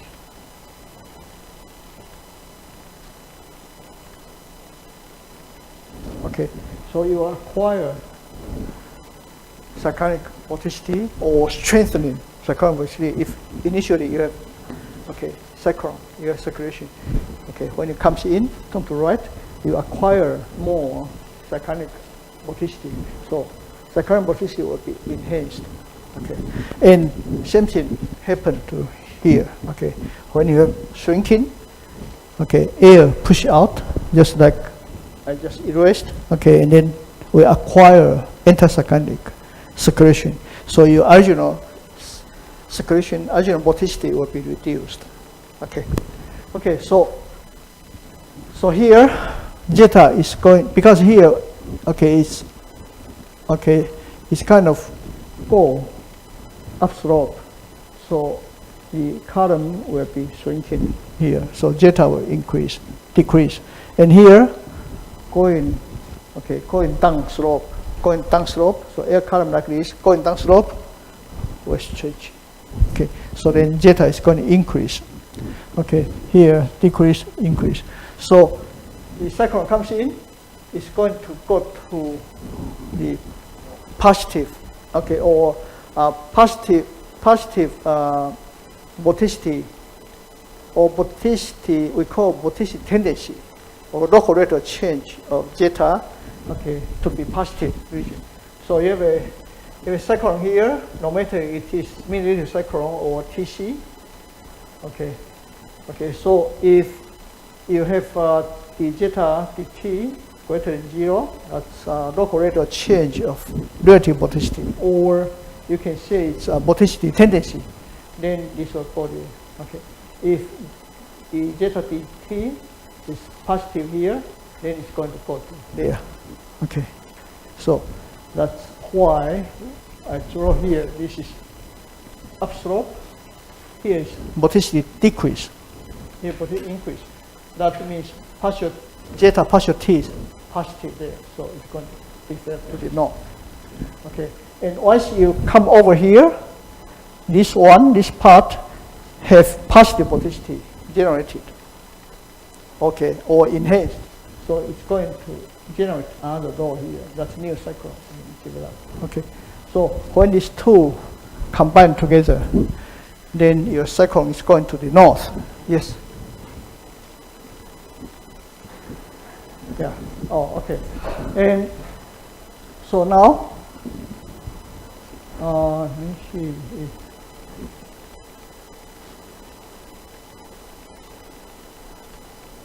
Okay.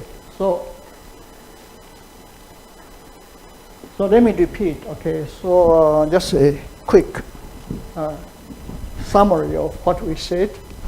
So when we have a cyclone embedded in the mountain, okay, the cyclone embedded in the mountain, embedded in the floor, like this. Okay, so a cyclone here, or say just a cyclone, like this. Okay, and then this is equivalent to have two separate problems, not completely. Okay, the real situation is more complicated, as I mentioned the last time. So this will equal to, like, you have basic flow passing over mountain. Okay, let me put it this way. So equals to this. Okay, and plus other problem is you just have mountain here, and then you just have a cyclone. There's a cyclone here. Okay, and see what happens. So now, for this one, left-hand side, okay, so it's in geostrophic balance, assuming, okay, there are two ways to interpret. First way is it's in geostrophic balance. So this is north, this is east, okay. So the PGF is active toward north and balanced by the southward Coriolis force, okay. And so then we have this, okay, we have this FU equals to negative 1 over rho naught dP dy. Okay, remember that. So this is Coriolis force, this is PGF, this is PGF. Okay, they are in balance. So Coriolis force is proportional to U. Okay, now mechanically, okay, if this flow comes toward the mountain and by blocking, so it's going to be slowed down. Okay, and that can be also seen from the boundary condition, low boundary condition, okay, yeah, and then that will be out of balance. Okay, so our U decreases. That means, okay, this will decrease when V is decreased. Then the Coriolis force decrease. Then it's out of balance. Okay, so that means close to the mountain. Then far away the mountain, we have this imbalance, like this PGF and the Coriolis force. Okay, and it's VG like this. And then near the mountain, then what happened is we still have same PGF, but I just exaggerate a little bit. Our Coriolis force is here. Okay, so it's out of balance, and that's why flow will go to north. Okay, and then that's one way to interpret it. Okay, another way to interpret is for the same mechanism here. Okay, is when you have mountain here, and when our flow comes in, it rising up. Okay, this mountain, and flow comes in, just no cyclone. Flow comes in, will be forced to go up, and forced go up, we have adiabatic cooling. Okay, everybody knows that. And once you have adiabatic cooling, the mountain area, we have denser fluid, and denser fluid give us higher pressure. Okay, so like hydrostatically, our pressure is just simply hydrostatically. Okay, simply you pick up 1 square meter, and the air, okay, mass, the weight on this 1 square meter, that is pressure. Okay, so it's colder, so it's denser. Denser will become high pressure, and high pressure air will be pushed out. I mean the perturbation. Okay, air goes out, and then that acquire anticyclonic flow. So over the mountain region, okay, we are going to have high pressure here, and high pressure pushing air out is going to acquire anticyclonic flow. Okay, so we have anticyclonic flow. Okay, anticyclonic flow like this. Okay, high pressure, right? So now we have air parcel comes in, it's going to go to north. The second way to interpret it. Okay, flow. Can uniform flow passing over mountain without cyclone. Okay, and then that's first part. It go to north. That's here. Okay, from the westerly flow, and then here, if we kind of insert just a cyclone, and then doing like this. Then we have cyclonic circulation, and here we have zeta decrease. That means partial zeta, partial T is negative, and partial zeta, partial T is positive. And for a cyclone, it's going to be steered to the place you have kind of local rate of change of zeta positive, or simply says relative vorticity tendency positive place. Okay, and simply just this term. Okay, so if this term is positive, that's the cyclone is going to go. So when you cyclone here, even you don't have basic flow, it's going to deflect, move to the north. And then once you come over here, then here you have stretching. And then partial T, partial zeta, partial T is positive. So it's going to, it's going to develop a new cyclone and then go like that way. Okay, so now, sorry I didn't have my own computer, otherwise I can easily show you. So if, let me see, maybe I can show you from, it's already out. I just try to refrain myself by the copyright problem, so I just put a kind of draft here. I do have a real copy. If you want, I can send to you, but I probably cannot post it on website. If I want to post it there, I probably have to pay before they open up. Okay.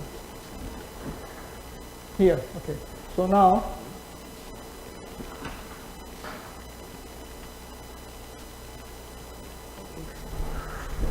if we put upside down, then here basically flow come from east.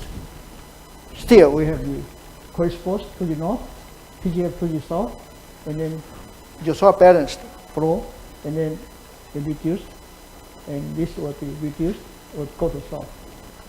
Okay, and the high pressure here. Okay, high pressure here is same. Okay, because it enters cyclonic circulation, so it's going to steer the flow for this way.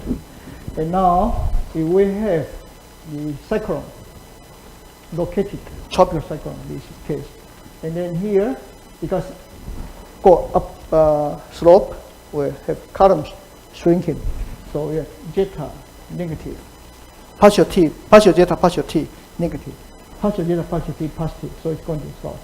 Okay, once it's positive, then we got this. Okay, cyclone form.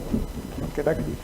Okay, so of course you may have a question about then why Taiwan's cyclone always edatorium, okay, from east, okay, go to north, okay, and that's by probably 2 or 3 reasons. One reason is edatorium are not really from east, okay, edatorium are from southeast. So then there's already have a component to push them to the north. So then they go that way. And second reason is this kind of north-south also depending upon the blocking, how strong the blocking is. Okay, stronger blocking will go to south. Okay, and we do have that kind of case. Okay, you can from historical events. And third reason is very important. Third reason is in Taiwan's case, okay, in Taiwan's case, we have this, and keep in mind, Taiwan's mountain is not very long, okay. By the way, it's not a small mountain, okay, not a small country, it's not a small place, okay. Okay, Taiwan is not small, okay, if people say small, okay, go walk from Taipei, okay. Go around the Taiwan, okay. It will take you months, okay. And you are going to worn out your shoes, okay. Not that small. Okay. You check the online, okay. There are thousands of islands. Taiwan is number 38, largest island, not small, okay. Where are we? Okay. So. Okay, that's the situation. Okay, and basic idea is like this. And by the way, I will be giving a talk at the T-Fly. That you know T-Fly?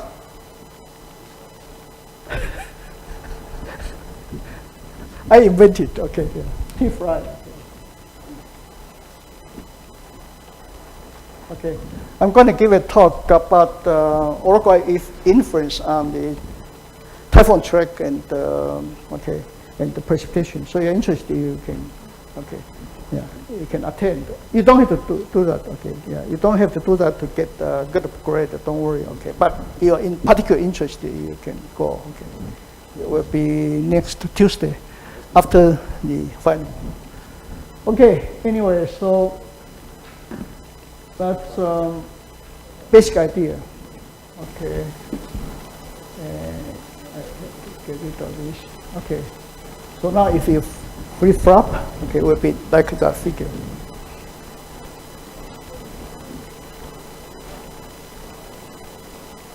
Okay, I have some kind of detailed explanation. So see here, this term, partial zeta, partial t, greater than 0. That's kind of positive vorticity tendency, or positive local rate of change of relative vorticity, vertical vorticity we are talking about.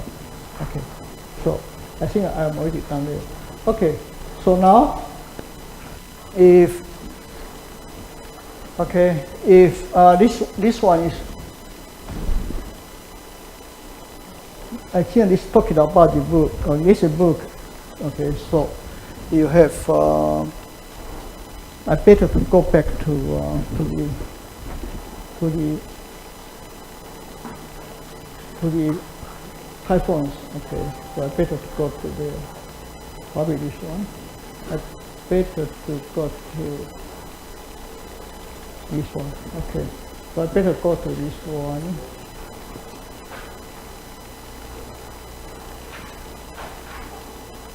see.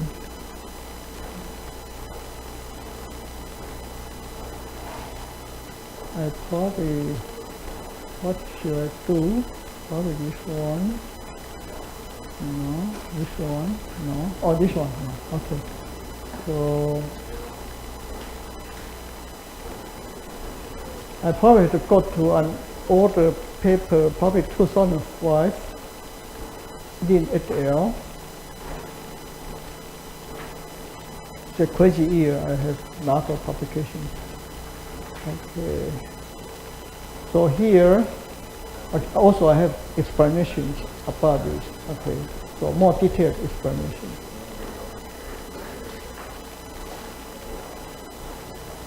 So I think at the end, we proposed a kind of conceptual model here. Okay. So here, we are talking about kind of difficult to control the moving. Okay, so now, if we have a kind of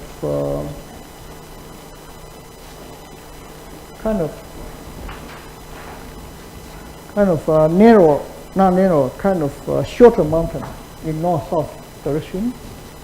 Okay, then you have this sparking. Okay, so then you've got this is cyclonic flow because Taiwan's mountain is about same size as the cyclone. Okay, so hurricane is about same size.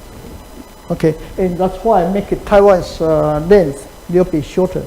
So compared to the hurricanes or typhoons. So then the typhoon has this circulation that can have the cyclone being steered to the north. Okay, that's okay. So this is kind of weak blocking, and then you have the intermediate, okay, blocking. So blocking is stronger. Then you start to see steer a little bit to the north. Okay, but you don't deflect much to the north. And then where strong blocking, it's going to go to south. And then in the meantime, okay, there's a cyclone developed on the east side here. Okay, and that's like Taiwan's case because Taiwan's mountain is so high.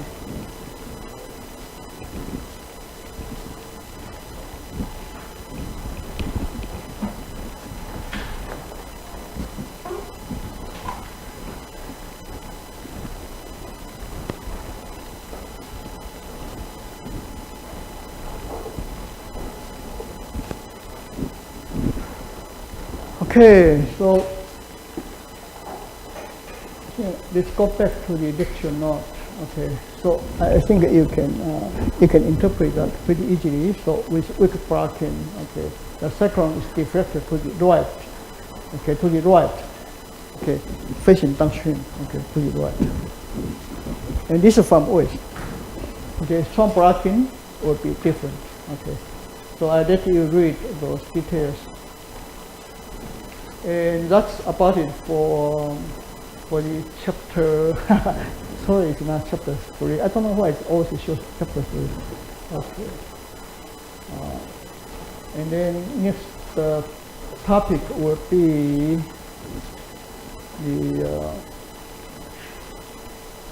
the other oracle effects. I have two here. Probably this one, right? Yeah, this one. Okay. Okay, so I believe we probably enough time to finish this, okay, because this mainly a concept.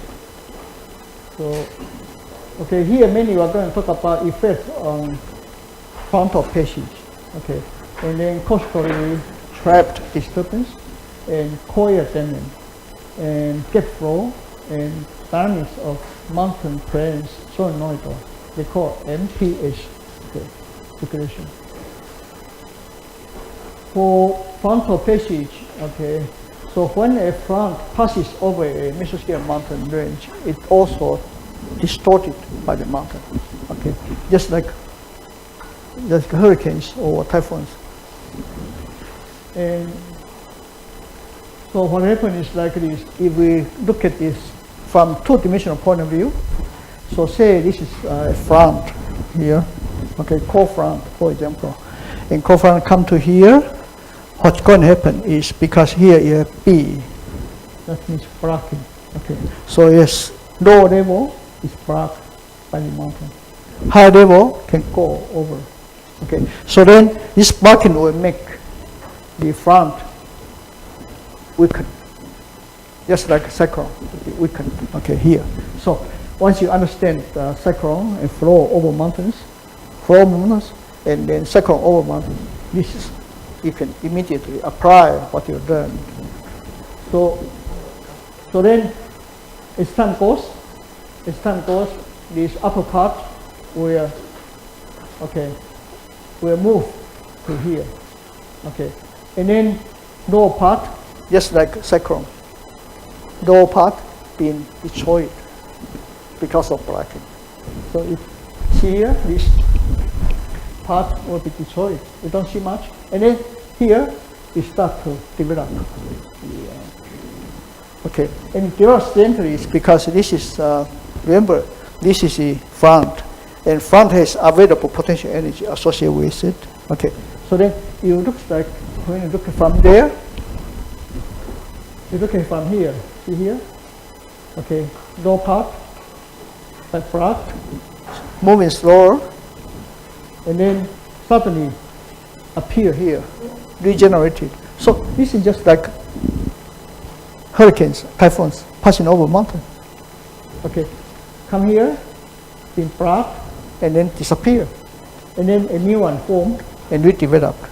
Okay, so you understand hurricanes or typhoons, tropical cyclones, or mid-latitude cyclones passing over mountains. Then you understand this. Okay.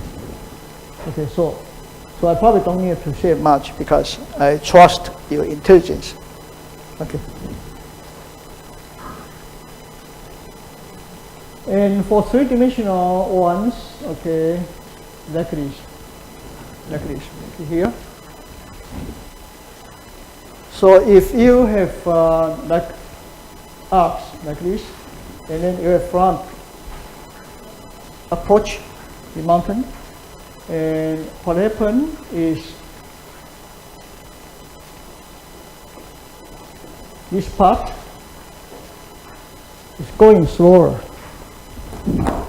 This part is going slower. Okay. This part is going faster. Okay. Faster. And then eventually they come back again. And then they have a cyclone form. Okay.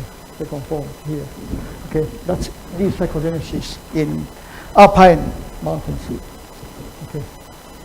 And this can be explained because we have high pressure here. Like this. So this part will be stored. This part will be accelerated. And applied to Taiwan's case, is I probably made comments earlier lectures. So if we have a main front coming in or general front, okay, we come in. Then let me see. Front normally we use this color. So we have front come in. Then we see this. Okay. Yeah, like this figure shows Taiwan's case. Okay. The split, the eastern flank goes faster. Western flank got slower. Okay. And so Taiwan's case is a little bit complicated compared to, I don't know, more complicated, but situation is different. So here, you got high pressure here. Okay, and high pressure has anticyclonic circulation. So this right flank, eastern flank, will be pushed, move faster, so spread. And of course, if you are a high mountain, so the front kind of destroyed, disappear. And here, okay, we got this, okay, high pressure, okay, push it, so slow down. And as I mentioned in other lecture, besides this blocking by this high pressure generated by mountain, we call mountain-induced high pressure. Okay, mountain-induced high. We also have the southwesterly monsoon.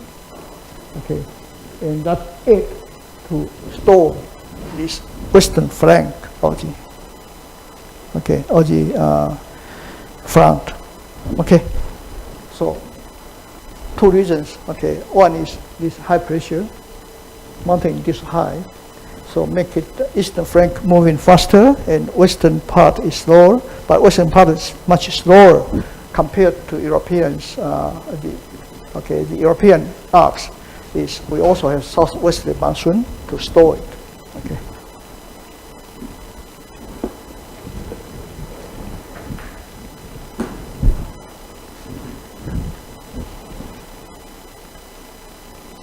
Okay, so here I'm talking about main front. Okay, and main front is called Baiwu in Japan. You know that, right? Baiwu. Okay, Baiwu is the same thing. Okay, in Han characters, in Chinese characters, it's the same thing. Okay, so maybe, okay, yeah. In Japanese, it's called Baiwu. Okay, yeah, same thing. In Korean, it's different. That's their own language. Changma. Changma means long rain. Okay, long rain. Okay. So in probably about mid-May to mid-June, then the main front is across the southern China, Hualan District, okay, and then Taiwan, and then migrate, okay, kind of retreat to the central China and to Japan, okay, later time, and then later time will be to Hubei and Korea. Okay.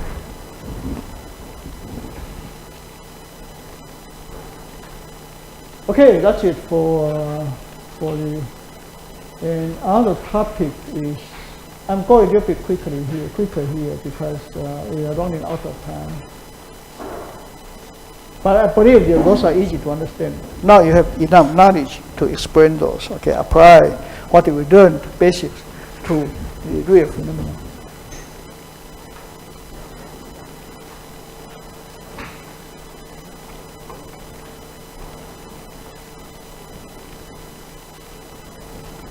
Okay, other phenomena is called costally trap disturbance.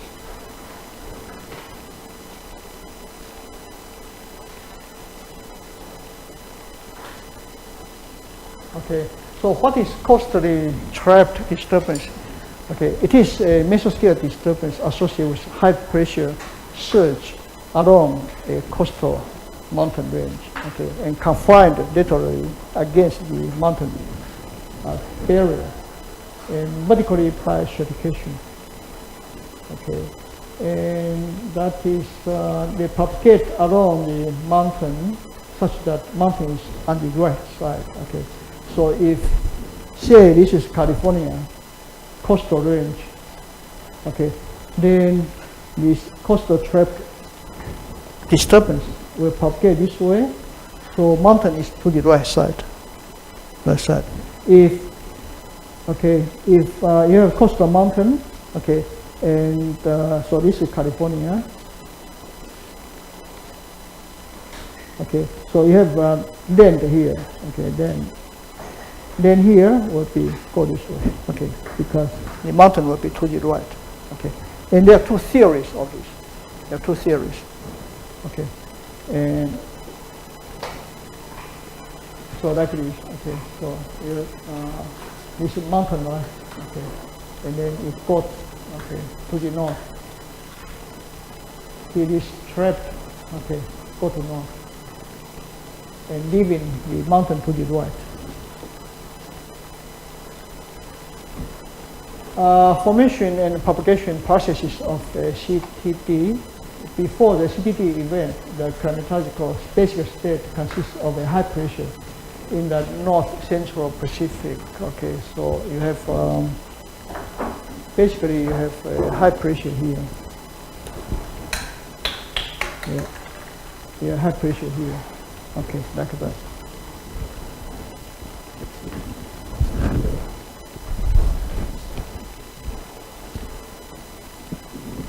Okay, so, and then that's 5.48. That's like this. You have pressure here, and this is kind of California here. California is confined by two ranges. Smaller one, that's coastal range, and here is Sierra Nevada. Okay, like that. And then you have Central California valley here. Okay. So then the high pressure will produce this northerly jet, like this. Northerly jet here. Okay, northerly jet. And then at the time, then you have other synaptic high here. Other synaptic high will have this kind of intercyclic flow. Okay, so now you have flow coming here and then go down slope. What kind of pressure? Low pressure, right? Down slope, you have adiabatic warming. Okay, and then that gives you low pressure here. And then this low pressure will be confined and then develop and then moving toward north. Okay, toward north. Because also there's high pressure developed here. Okay, so one is that kind of mechanism. Other mechanisms, people say this is a wave. This is kind of Kelvin wave. Okay, so there are two theories. This kind of proposed to explain the propagation. Okay, because Kelvin wave always moving in a way, leaving the mountain to the right. So it's kind of, so say if you have a mountain like this, you have a kind of boundary like this, the Kelvin wave will go this way. Okay, and leaving the boundary always to the right. Okay, this we call boundary Kelvin wave. This is not that tropical Kelvin wave. Okay, this is boundary Kelvin wave.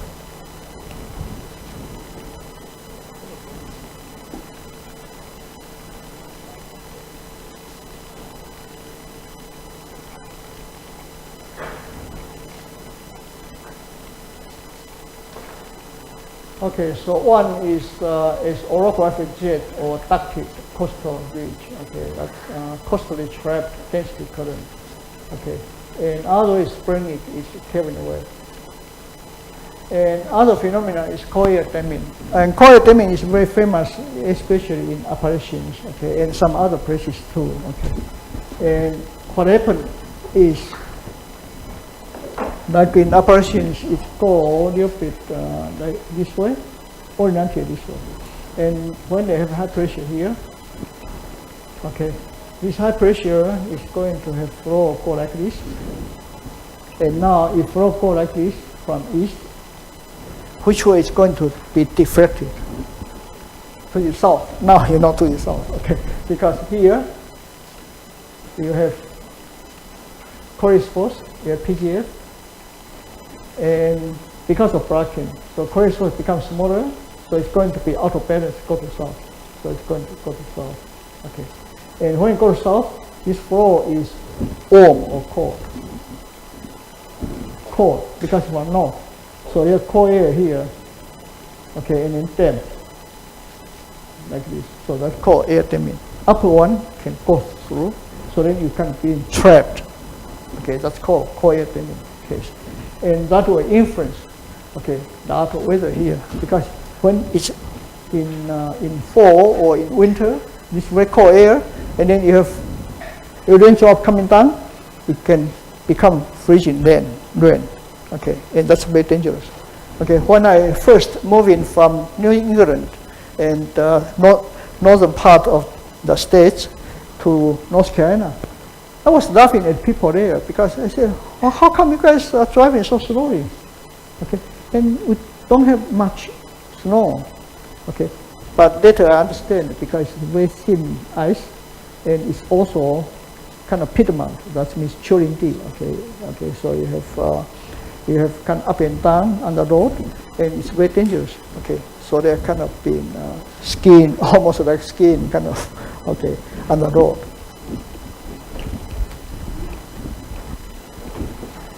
And other topic, give me about 5 minutes, okay, I'll finish it.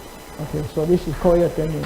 Okay, you have pressure here, okay, air, cold air kind of damp to the eastern side of the mountain.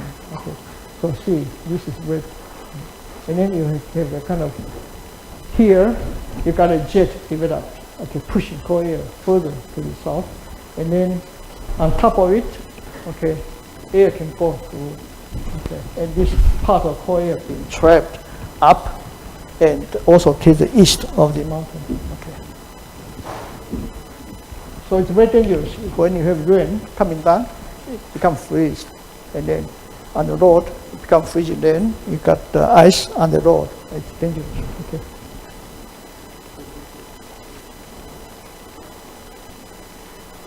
Depth flow. Okay, depth flow is kind of easy to understand. Okay, so prediction, not sure, because when you go to real case, prediction is challenging too, because okay, mountain geometry normally are pretty complicated. Okay, so when a gap is just simply just like a door, very straight. Okay, it's kind of complicated. So, okay, so it's going to be not easy to predict, but fundamentals is pretty easy to understand. Okay, the spherical pressure gradient is often established by the geostrophic balanced pressure gradient force. Okay, associated with the synoptic scale flow and the low level temperature difference in the air masses, okay, on the side, each side of the mountain also make a difference. So these are two driving force.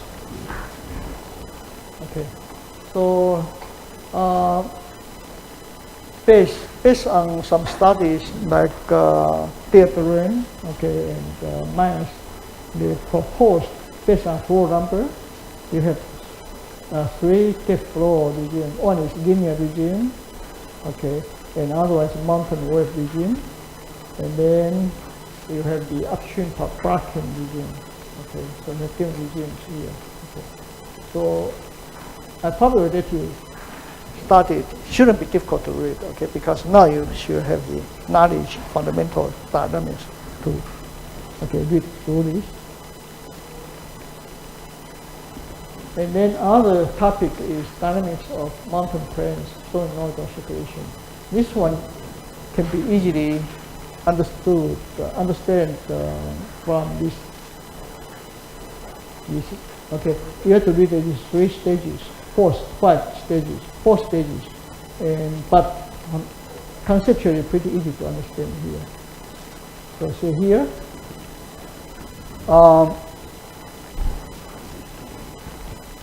When you get up in the morning during the transition stage, okay, because at night you got cooling down, so cold air goes down.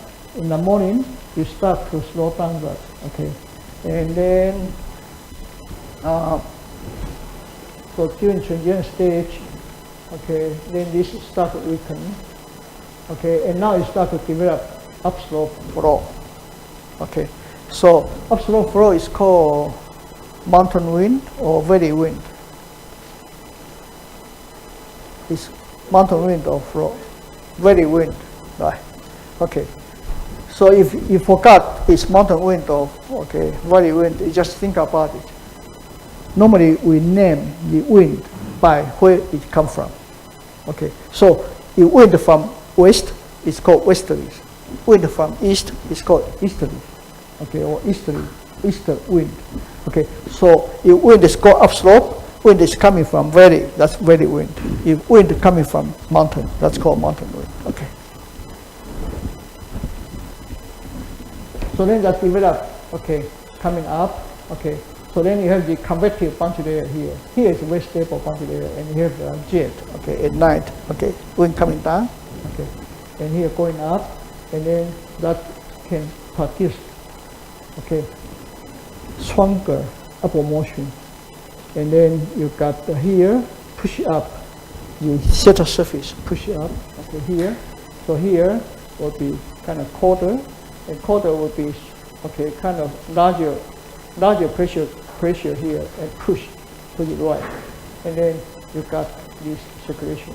Okay, you got circulation. You understand? So you got here because of heating, okay, and then you got upslope flow developed, and then you push up, okay. But once you push up, then you got adiabatic cooling. So you got cooling here, okay. See here, it's colder, okay, and then that colder will have higher pressure here, and higher pressure will at the same level will develop pressure gradient wind toward the east, okay. So then this air parcel is going to go to north, and then here also, okay, go to north, go to east, and then make a circulation. And so this called solenoidal, okay, because it's due to this solenoidal term of the vorticity, okay. And so then you got this circulation. That's called mountain plains solenoidal, okay. So I let you read it, okay. So it shouldn't be difficult to read, okay. So I guess it's probably a good time to stop, because it's 4 o'clock already. I don't want to stop your activity after the class, okay. But I think we cover pretty good, complete, almost complete, okay. So I'm very glad we have pretty good coverage of the subject, okay, of the dynamical mountain meteorology. Of course, you always have something probably missing here, missing there, small part, but in general, we have covered the major, okay, phenomena, theories, okay. And so we are going to have I'm going to grade your, okay, let me see. Not yet. We still have one day, okay. So tomorrow we are going to talk about the orographic precipitation, okay, orographic precipitation, and then we'll finish that. We'll talk about the final, okay. If you worry about, if you don't worry about, we don't worry about it. We don't talk about it, right? Yeah. Okay. Are you worried about the final? You do? Why do you worry about? Okay, it's so much fun, right? And everything's there. Everything's great. Yeah. You still worry about it, right? Okay, we can discuss tomorrow. Okay. Questions? Okay, I probably leave some time to discuss it. Maybe I can finish the orographic precipitation in the morning, and in the afternoon we can have kind of discussion session. If you have any questions, okay, worries, okay, yeah. Okay. Any suggestions? Any suggestions for tomorrow's? Tomorrow will be last day of lectures. Okay. No? You guys are so quiet. Yeah. Yeah. In the United States, okay, lectures, students normally are pretty, okay. If they have worries, they tell me. If they have, okay, complaints, they tell me. Okay, so, okay, you should tell me if you have some worries. Okay, yeah. What do you worry about? Yeah. No, see, no worry. Yeah. Yeah. Okay. You have worries. You have worry, huh? Okay, we can talk about it tomorrow. Don't worry. Okay, yeah, we talk about it tomorrow. I leave some time, so okay, we have a kind of discussion. Okay, yeah. Okay, so I'm going to stop now. Okay, for today's lectures, and we'll continue tomorrow for the orographic presentation. Okay, yeah, thanks. So see you tomorrow. Okay.